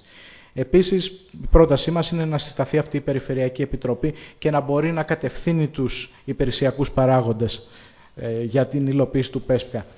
Επίσης, κάτι που παρατηρούμε στην Ευρώπη ότι τρέχει και σε χώρες συνεργαζόμενες με την Ευρωπαϊκή Ένωση είναι η δημιουργία ενός οδικού χάρτη, δηλαδή μια μελέτη technical assistance όπου η περιφέρεια στην περίπτωσή μας μπορεί τα προτεραιοποιημένα μέτρα να τα ειδικεύσει και να δημιουργήσει ένα CBA, ένα cost benefit analysis, να δημιουργήσει ένα feasibility, να δει δηλαδή να εξετάσει διαφορετικές τεχνολογίες, διαφορετικούς τρόπους χρηματοδότησης και να δει σε ποιο ορίζοντα μπορούν να υλοποιηθούν τα μέτρα του. Πολύ σημαντικό να αξιοποιηθούν τα αποτελέσματα του ΠΕΣΠΚΑ, το ανέφερα και σε μέτρα, από λοιπούς στρατηγικούς σχεδιασμούς όπως τα SLAP, τα σχέδια κινδύνου πλημμύρας, η ΕΠΙΜΗ, η εποπτεία ειδών και οικοτόπων. Κάτι πολύ πρόσφατο είναι ότι μέσω του κλιματικού νόμου μπαίνει και η διάσταση της κλιματικής αλλαγής στην περιβαλλοντική αδειοδότηση.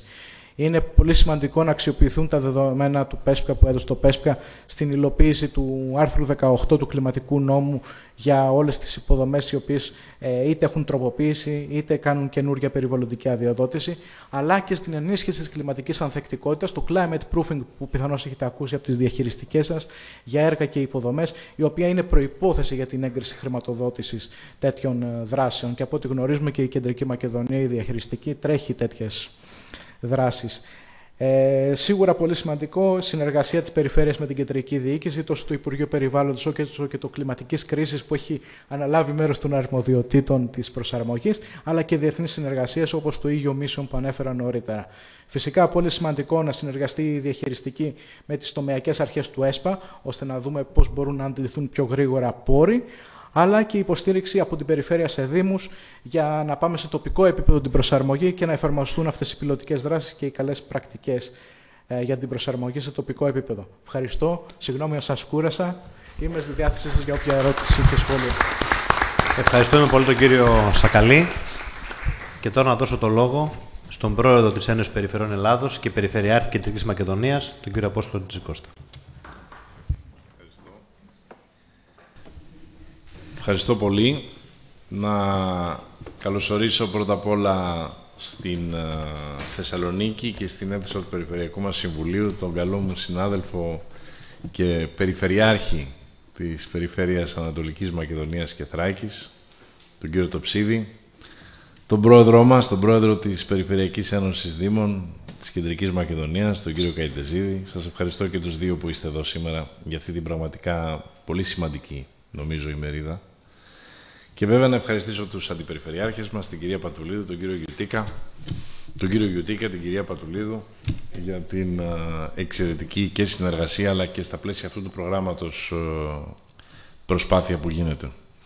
Και βέβαια όλους εσάς, τους ανθρώπους της Περιφέρειας Κεντρικής Μακεδονίας, των φορέων, των υπηρεσιών και όλοι όσοι σήμερα είστε εδώ για να ακούσετε πραγματικά σημαντικά πράγματα. Πράγματα τα οποία σε αυτή την ημερίδα που έχει ιδιαίτερο ενδιαφέρον θα ακουστούν.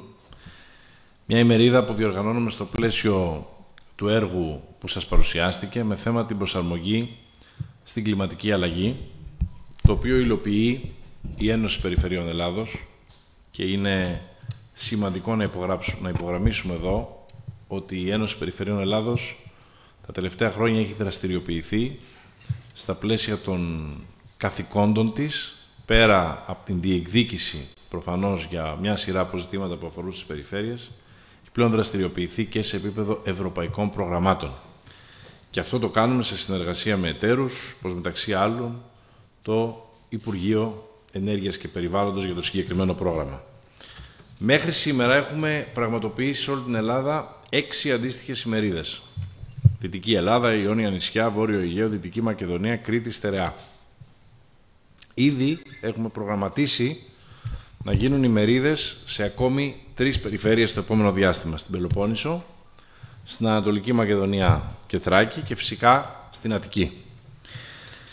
Κυρίες και κύριοι, νομίζω δεν είναι μυστικό να πούμε ότι είναι πολύ σημαντικό όλοι μας, ερετοί, εργαζόμενοι, στελέχοι των υπηρεσιών, μηχανικοί, μελετητές, επαγγελματίες του πρωτογενούς τομέα, να αποκτήσουμε μια ολοκληρωμένη γνώση για μια πραγματικότητα που δεν θα διαφωνήσετε μαζί μου, τη βιώνουμε όλοι μας καθημερινά πια. Γιατί χωρίς καμιά αμφιβολία η κλιματική αλλαγή είναι η μεγαλύτερη πρόκληση που αντιμετωπίζει αυτή τη στιγμή όχι μόνο η χώρα μας, αλλά ολόκληρος ο πλανήτης. Και εδώ δεν χωρούν ούτε μισόλογα, ούτε αναβολές, ούτε υπεκφυγές.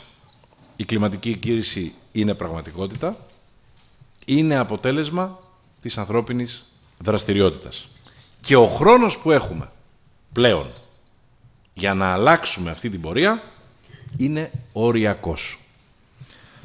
Άλλωστε, ήδη βιώνουμε τις συνέπειες, τις βλέπουμε καθημερινά και τις βλέπουμε κάθε χρόνο να επιδεινώνονται, ενώ έχουμε ακούσει τους επιστήμονες και τους ειδικούς που προειδοποιούν ότι τα ακραία αυτά φαινόμενα που προκαλούν μικρής, μεσαίας ή και μεγάλης κλίμακας καταστροφές όχι μόνο θα συνεχίσουν να αποτελούν μέρος της ζωής μας, αλλά τα επόμενα χρόνια θα γίνουν και πιο συχνά και πιο έντονα. 2 λοιπόν είναι τα βασικά ζητήματα. Πρώτον, ότι η άμεση δράση για την αντιμετώπιση της κλιματικής αλλαγής και η επίτευξη των κλιματικών μας στόχων είναι κέρια. Και αυτό σημαίνει ότι πρέπει να κάνουμε περισσότερα, μεγαλύτερα και πιο γρήγορα βήματα μπροστά. Δεύτερον, και αυτό είναι επίσης σημαντικό, το γεγονός ότι πρέπει όλοι να κατανοήσουμε ότι δεν αρκεί μόνο να πιάσουμε τους στόχους μακροπρόθεσμα. Δηλαδή 2030, 2050, πρέπει τώρα άμεσα να θωρακίσουμε τις περιφέρειες και τις πόλεις μας και να προστατεύσουμε τους συμπολίτες μας, τις ζωές τους, τα σπίτια τους, τις περιουσίες τους. Αυτό πρακτικά τι σημαίνει όμως? Σημαίνει ότι όλα τα επίπεδα διακυβέρνησης, ευρωπαϊκό, εθνικό, περιφερειακό, τοπικό, πρέπει να συνεργάζονται και στενά και επικοδομητικά ως κρίκοι μιας ενιαίας αλυσίδας.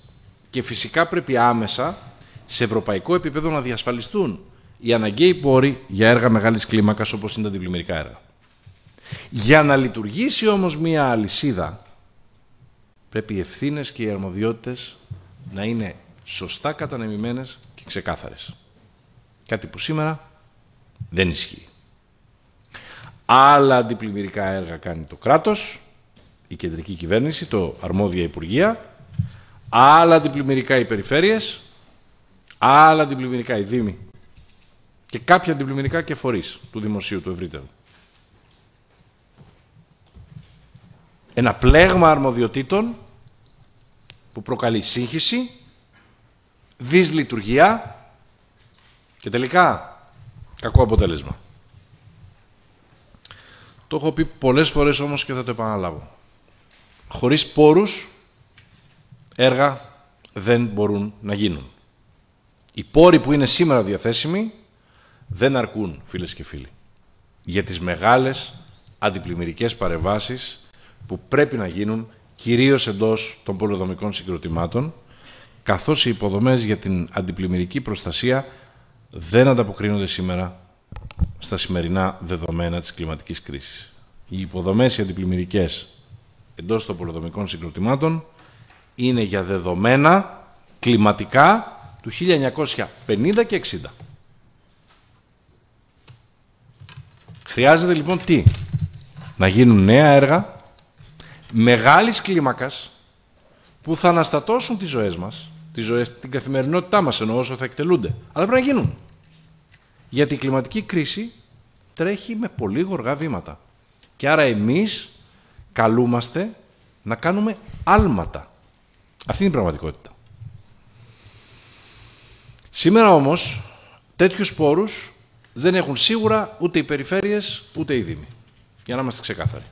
Οι πόροι που έχουμε, που αντλούνται κυρίως από ευρωπαϊκά χρηματοδοτικά προγράμματα, είναι κυρίως για περιαστικές πανεμβάσεις αντιπλημμυρικής θωράκισης. Εδώ στην Κεντρική Μακεδονία έχουμε κάνει 30, ήδη σχεδιάζουμε και θα ξεκινήσουν το αμέσως επόμενο διάστημα θωρακίζοντας άλλες 30 περιοχές της Κεντρικής Μακεδονίας, αλλά δεν αρκούν αυτά.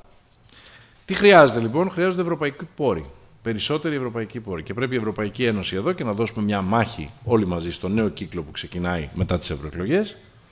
Να αντιληφθεί η Ευρωπαϊκή Ένωση ότι αν δεν θέλουμε να έχουμε άλλους Βόλους, άλλες Θεσσαλίες, που κοστίζουν πολύ περισσότερο στην αποκατάσταση και την αποζημίωση, πρέπει να κάνουμε από τώρα έργα αντιπλημμυρικά. Το κόστος θα είναι λιγότερο από το να σπεύσουμε μετά να σώσουμε ό,τι σώζεται. Και αυτό πρέπει να γίνει άμεσα, κυρίες και κύριοι. Είμαστε πράγματι σε ένα πολύ κρίσιμο σημείο. Επιτρέψτε μου όμως να επισημάνω ότι παρόλα αυτά δεν είναι όλα αρνητικά. Υπάρχουν και θετικά μηνύματα, τα οποία οφείλουμε όλοι να αντλήσουμε και μέσα από αυτά να αντλήσουμε αισιοδοξία, να αντλήσουμε δύναμη και κίνητρα για να κάνουμε ακόμη περισσότερα. Όπως το παράδειγμα της χώρας μας. Προσέξτε. Η Ελλάδα ηγείται σήμερα στην Ευρωπαϊκή Ένωση στις ανανεώσιμες πηγές ενέργειας. Όπως ένα άλλο παράδειγμα είναι το παράδειγμα των περιφερειών και των Δήμων της Ευρώπης, που υλοποιούν σήμερα το 90% των δράσεων της Ευρωπαϊκής Ένωσης για το περιβάλλον, την κλιματική αλλαγή. Όπως είναι το παράδειγμα της Περιφέρειας Κεντρικής Μακεδονίας, που σύμφωνα με την έκθεση του ΟΣΑ, που παρουσιάστηκε πέρσι, είναι η πρώτη περιφέρεια στη χώρα όσον αφορά στο στόχο της μείωσης των αερίων του θερμοκηπίου για το 2030. Υπολογίζοντας μάλιστα ότι έχουμε πετύχει ήδη μείωση κατά 55%. Ο ΟΣΑ, επίσημα στοιχεία. Στην Κεντρική Μακεδονία, λοιπόν, ήδη υλοποιούμε ένα πλέγμα δράσεων και έργων, όπως είναι η ενεργειακή αναβάθμιση δημοσίων κτηρίων, νοσοκομείων, σχολείων. Χρηματοδοτούμε επενδύσεις για τη μείωση της ενεργειακής κατανάλωσης των μικρομεσαίων μας επιχειρήσεων. Προωθούμε την ηλεκτροκίνηση. Επενδύουμε στην κυκλική οικονομία και στη βιώσιμη κινητικότητα. Δημιουργούμε νέες μονάδες αξιοποίησης ανανεώσιμων πηγών ενέργειας και φυσικά πολλά άλλα. Και επιπλέον, προσέξτε, η Περιφέρεια Κεντρικής Μακεδονίας και προσωπικά ο ίδιος αντιλαμβανόμαστε ότι αυτά δεν αρκούν. Και χρειάζονται πολλά ακόμη πρέπει να γίνουν. Σε ευρωπαϊκό, σε παγκόσμιο επίπεδο, αλλά και σε περιφερειακό. Και γι' αυτό το λόγο, πολύ πρόσφατα, και ήδη είμαστε στη διαδικασία ολοκλήρωσης της Επιτροπής αυτής, για να ξεκινήσει τη λειτουργία της, αποφασίσαμε ως Περιφερειακό Συμβούλιο, και μάλιστα πριν μας κάνετε την παρουσίασή σας, κύριε καθηγητά, προηγουμένως, να συστήσουμε μια ειδική επιτροπή εδώ, στα πλαίσια του Περιφερειακού Συμβουλίου, με τη συμμετοχή παρατάξεων. Μάλιστα ήταν μια πρόταση της παράταξης του Γιάννη Μιλόπουλου, την οποία αμέσως κάναμε ως διοίκηση αποδεκτή, γιατί δείχνει επιτέλους ότι κάποιοι άνθρωποι μπαίνουν στην πολιτική, στην αυτοδιοίκηση, για να προσφέρουν και δεν στέκονται στα στενά πλαίσια ή στις διαχωριστικές γραμμές, αν θέλετε, μιας παράταξης αντιπολιτευτικής ή όχι. Αντιθέτως, προτάσουν το συμφέρον αυτού του τόπου.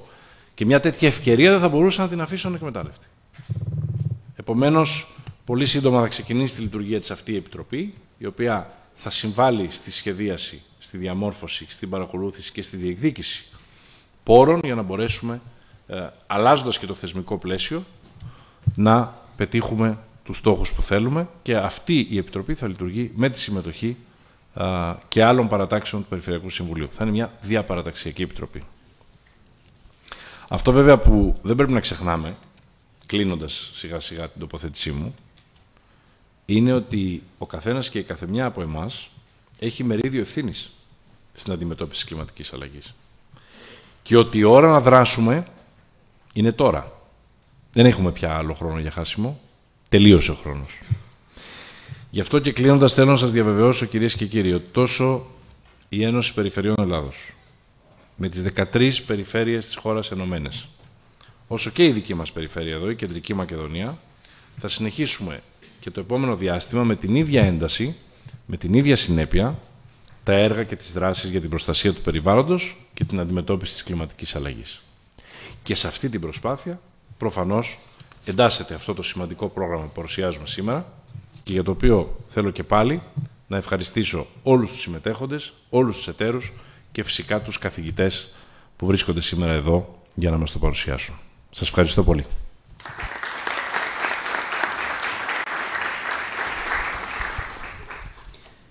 Ευχαριστούμε τον Περιφερειάρχη Κεντρικής Μακεδονίας και πρόεδρο της Ένωσης Περιφερειών Ελλάδος για αυτή την τόσο σημαντική τοποθέτηση, και να περάσουμε στην ημερίδα στον πρώτο τομέα που αφορά το πρωτογενή τομέα, πολύ κρίσιμος, πολύ σημαντικός σε θέματα τροτότητας, και να καλέσω στο βήμα τον κύριο Σταμάτα Αγγελόπουλο, πρίτανη του Διεθνούς Πανεπιστημίου Ελλάδος, για μια τοποθέτηση σε θέματα μεταβολών του περιβάλλοντος ως δυνατότητα ανάπτυξης του πρωτογενή τομέα. Ευχαριστώ πολύ.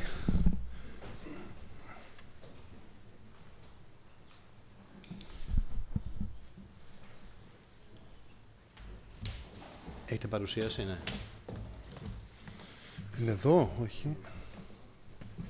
Πολύ παρουσιάσεις.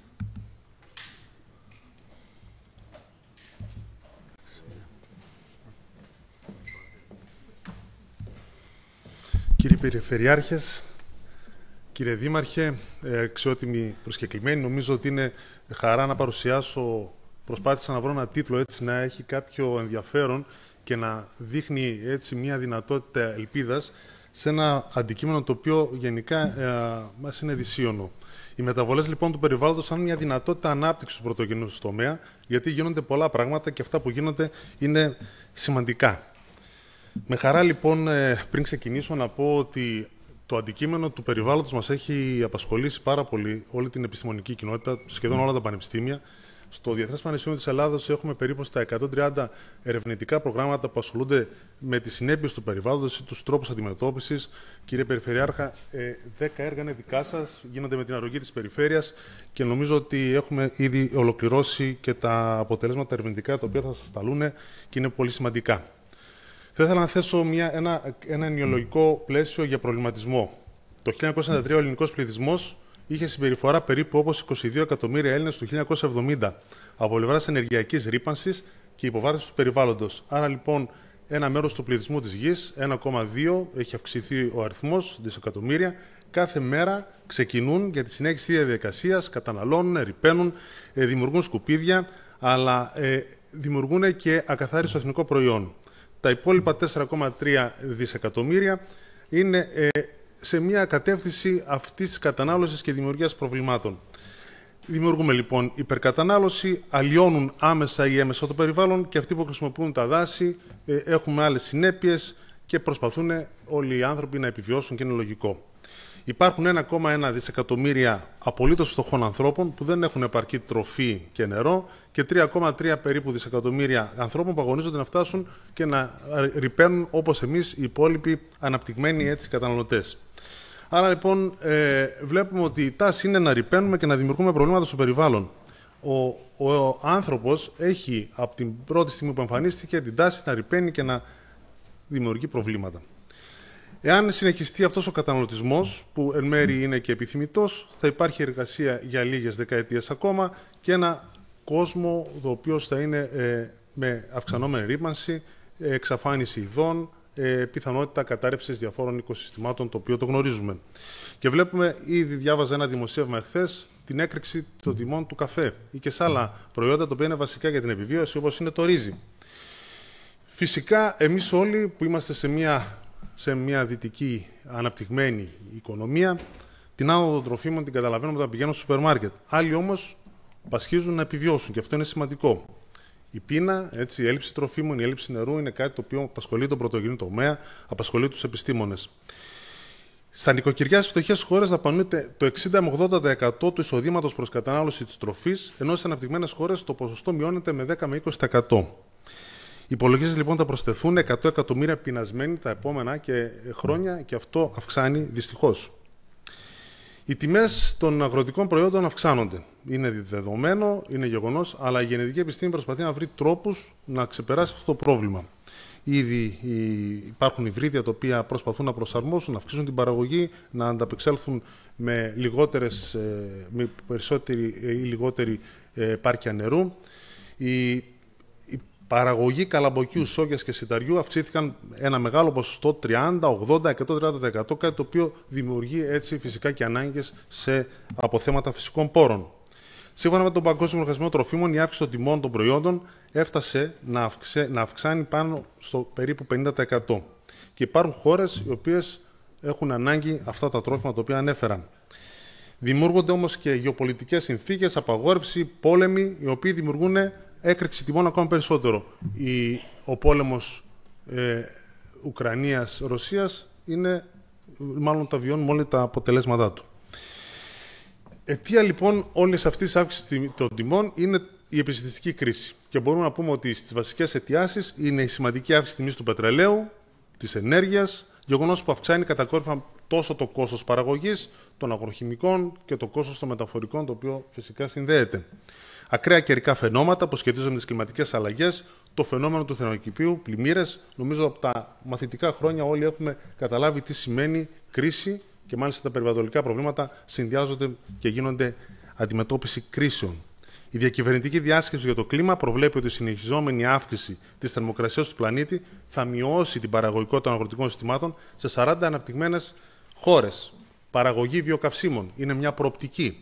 Έτσι, χρειάζεται όμως έλεγχος, σωστή οργάνωση για να δώσει αποτελέσματα.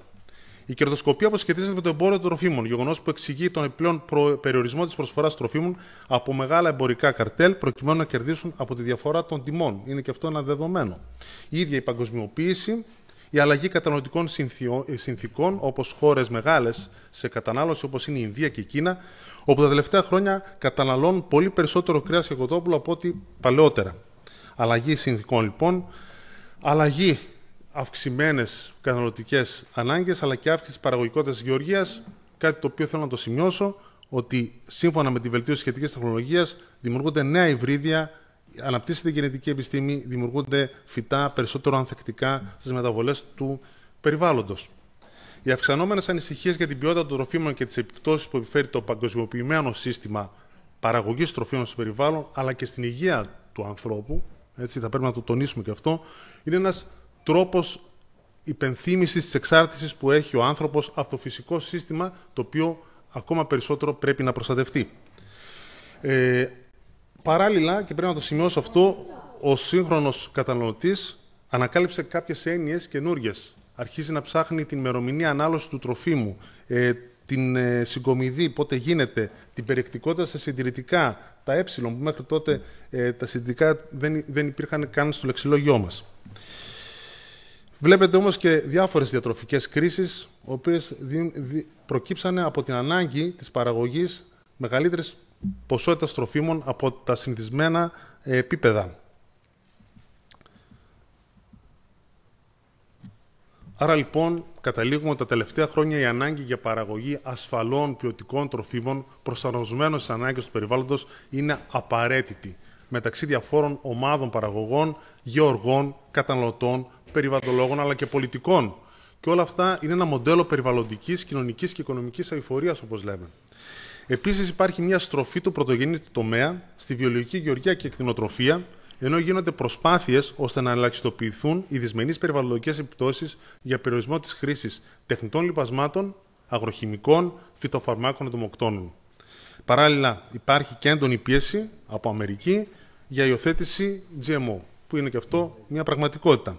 Δημιουργείται όμως παράλληλα και η ανάγκη για συνεχείς ελέγχους για την παραγωγή και διακίνηση ασφαλών τροφίμων. Θεωρούμε ότι όλη η απόφαση αγοράς παραγωγής βιολογικών, οικολογικών να έλεγα προϊόντων είναι μια μορφή αναζήτησης ποιοτικών και ασφαλών τροφίμων, ένας τρόπος έκφρασης ευαισθητοποίησης καταναλωτών σε θέματα περιβαλλοντικής προστασίας.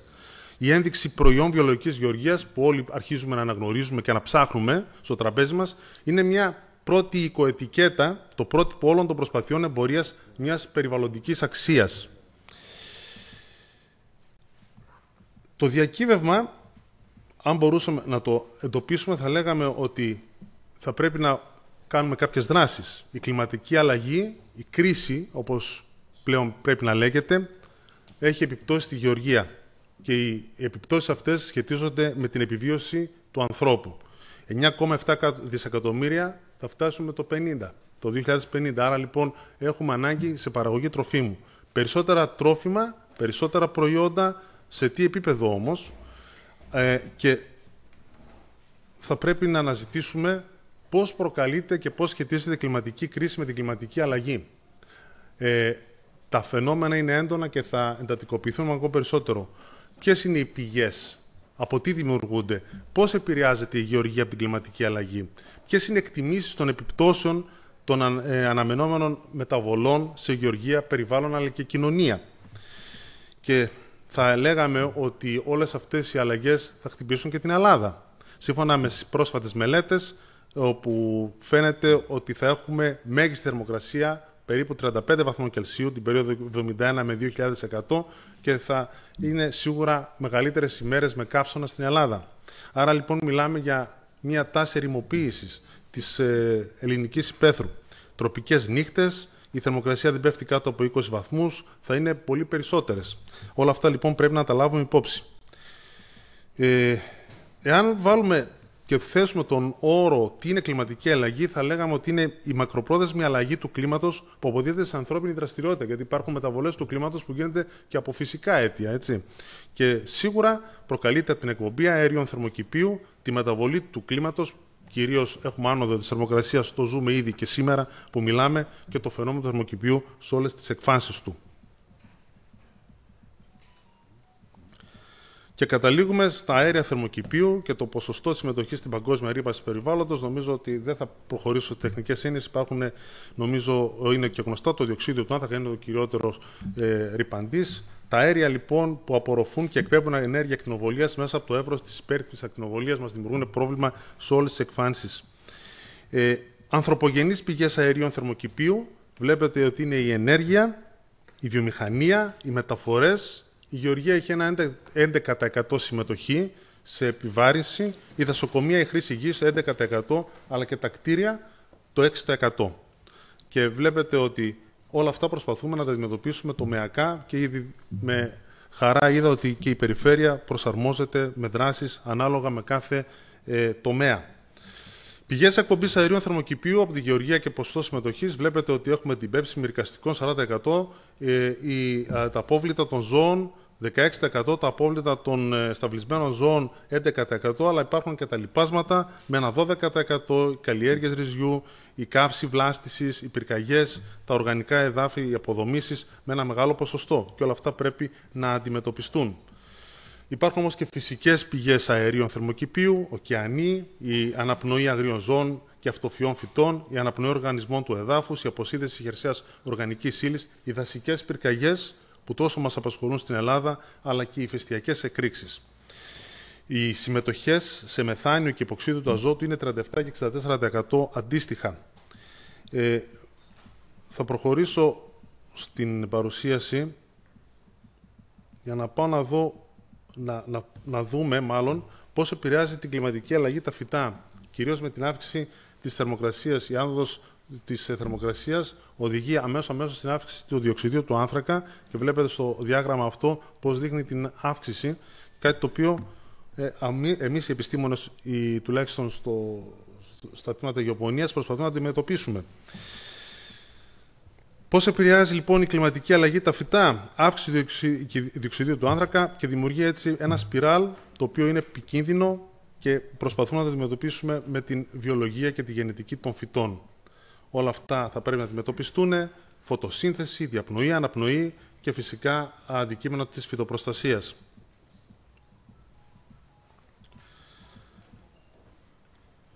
Φυσικά υπάρχουν είδη καλλιεργειών τα οποία έχουν μεγάλη συνέπεια, όπως είναι και βλέπετε καλλιέργειες οι οποίες είναι βασικές, όπως είναι το σιτάρι, η σόγια, το ρύζι, το βαμβάκι, αλλά και υπάρχουν και άλλα είδη καλλιεργειών με λιγότερη επιβάρηση, αραβόσιτο, ζαχαρόκα, άλαμο, σόργο κτλ.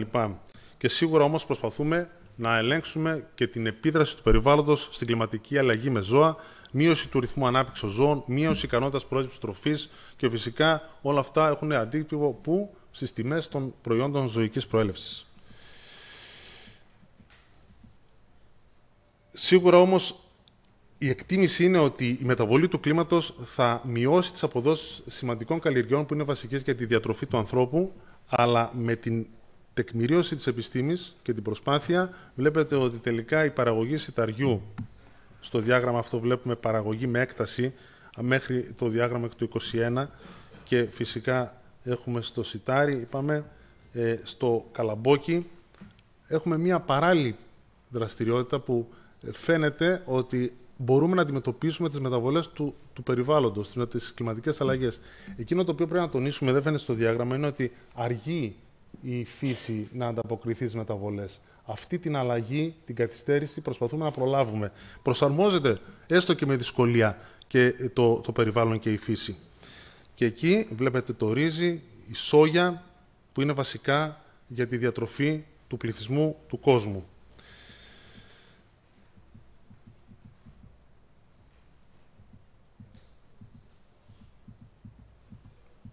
Θέλω να καταλήξω λίγο στα συμπεράσματα και να πω ότι τα προαναφερθέντα αποτελέσματα δείχνουν έναν εφησυχασμό. Η μείωση της παραγωγής δεν είναι τελικά αυτό το οποίο συμβαίνει. Θα υπάρξει μια χρονική υστέρηση. Αυτή η χρονική υστέρηση δημιουργεί την άνοδο των τιμών. Φυσικά όμως δεν χρειάζεται εφησυχασμός και αισιοδοξία, χρειάζεται προσπάθεια, χρειάζεται μέτρα. Η άνοδος θερμοκρασίας δεν θα είναι ομαλή. Η πρόληψη εποχής εμφάνισης συχνότητας, της διάρκειας και της έντασης είναι αδύνατη να προβλεφτεί και δεν ξέρουμε ακριβώς ποιες είναι οι συνέπειες. Προσπαθούμε με προγνωστικά μοντέλα να είμαστε ρεαλιστές. Η λήψη μέτρων προσαρμογής είναι εξαιρετικά δύσκολη και φυσικά όλες αυτές τις μεταβολές θα πρέπει να αντιμετωπιστούν επιστημονικά. Υπάρχει επιδράση της μη ομαλής ανόδου της θερμοκρασίας, εφητά η αρενοποίηση, όπως λέμε, η επικονίαση καλλιεργιών, η οποία θα πρέπει να ελεγχθεί, η διάρκεια βλαστικής περίοδου, ο ρυθμός διαπνοής, η ικανότητα προσαρμογής των καλλιεργιών. Θα ήθελα να κλείσω και να πω ότι το τρόφιμο είναι πολύ σημαντικό. Δεν μπορούμε να δούμε τον πρωτογενή τομέα εάν δεν δούμε τη δυνατότητα που δίνει σε δισεκατομμύρια ανθρώπους να επιβιώσουν. Υπάρχουν τρόποι αντιμετώπισης, οι δράσεις προσαρμογής για τη γεωργία και την κλιματική αλλαγή. Όλα έχουν οικονομικό αποτέλεσμα. Χρηματοδοτικά προγράμματα λοιπόν για ασφάλιση γεωργικών υποδομών και καλλιεργιών, αντιμετώπιση ζημιών από ακραία καιρικά φαινόμενα, ανάπτυξη αγροτικής έρευνας, της εκπαίδευσης και της κατάρτισης και ήδη όταν μιλάμε για περιβάλλον, μιλάμε για περιβαλλοντολογική ευαισθητοποίηση που πρέπει να ξεκινήσει από τα παιδιά του σχολείου, έτσι, από το δημοτικό. Η παροχή επιστημονικής γνώσης, τεχνολογίας και εργαλείων, η αλλαγή διαχείρισης και αύξηση των συστημάτων ενίσχυσης και επιδοτήσεις βάσει της ΚΑΠ και όλων των οικολογικών σχημάτων. Θα πρέπει λοιπόν να ελέγξουμε με μοντέλα πρόγνωσης πώς θα γίνουν οι μεταβολές αυτές και να μπορέσουμε να κάνουμε τις επιδράσεις μας. Σίγουρα τα πάντα αρεί, αλλά να πω ότι η γεωργία θα πρέπει να καλύψει τις ανάγκες επιβίωσης της ανθρωπότητας υπό συνθήκες δεδομένης κλιματικής αλλαγής. Μπορεί να γίνει αυτό, αλλά υπό προϋποθέσεις οι οποίες πρέπει να ελέγχονται. Γενετική μηχανική, η επεξεργασία του γονιδιώματος με ανθεκτικές ποικιλίες είναι ίσως μια προοπτική και μια λύση. Σας ευχαριστώ πολύ για την παρουσίαση. Ελπίζω να μην σας κούρασα. Είχα αρκετά τεχνικά στοιχεία. Ευχαριστούμε πάρα πολύ τον πρίτανη του Διεθνούς Πανεπιστημίου Ελλάδος, τον κύριο Αγγελόπουλο. Και προτού περάσουμε σε έναν επίσης κρίσιμο τομέα σε ό,τι έχει να κάνει με την τροτότητά του, το δομημένο περιβάλλον και την κλιματική αλλαγή, ας κάνουμε ένα 10 λεπτό διάλειμμα και συνεχίζουμε σε 10 λεπτά. Μάλιστα, ευχαριστούμε.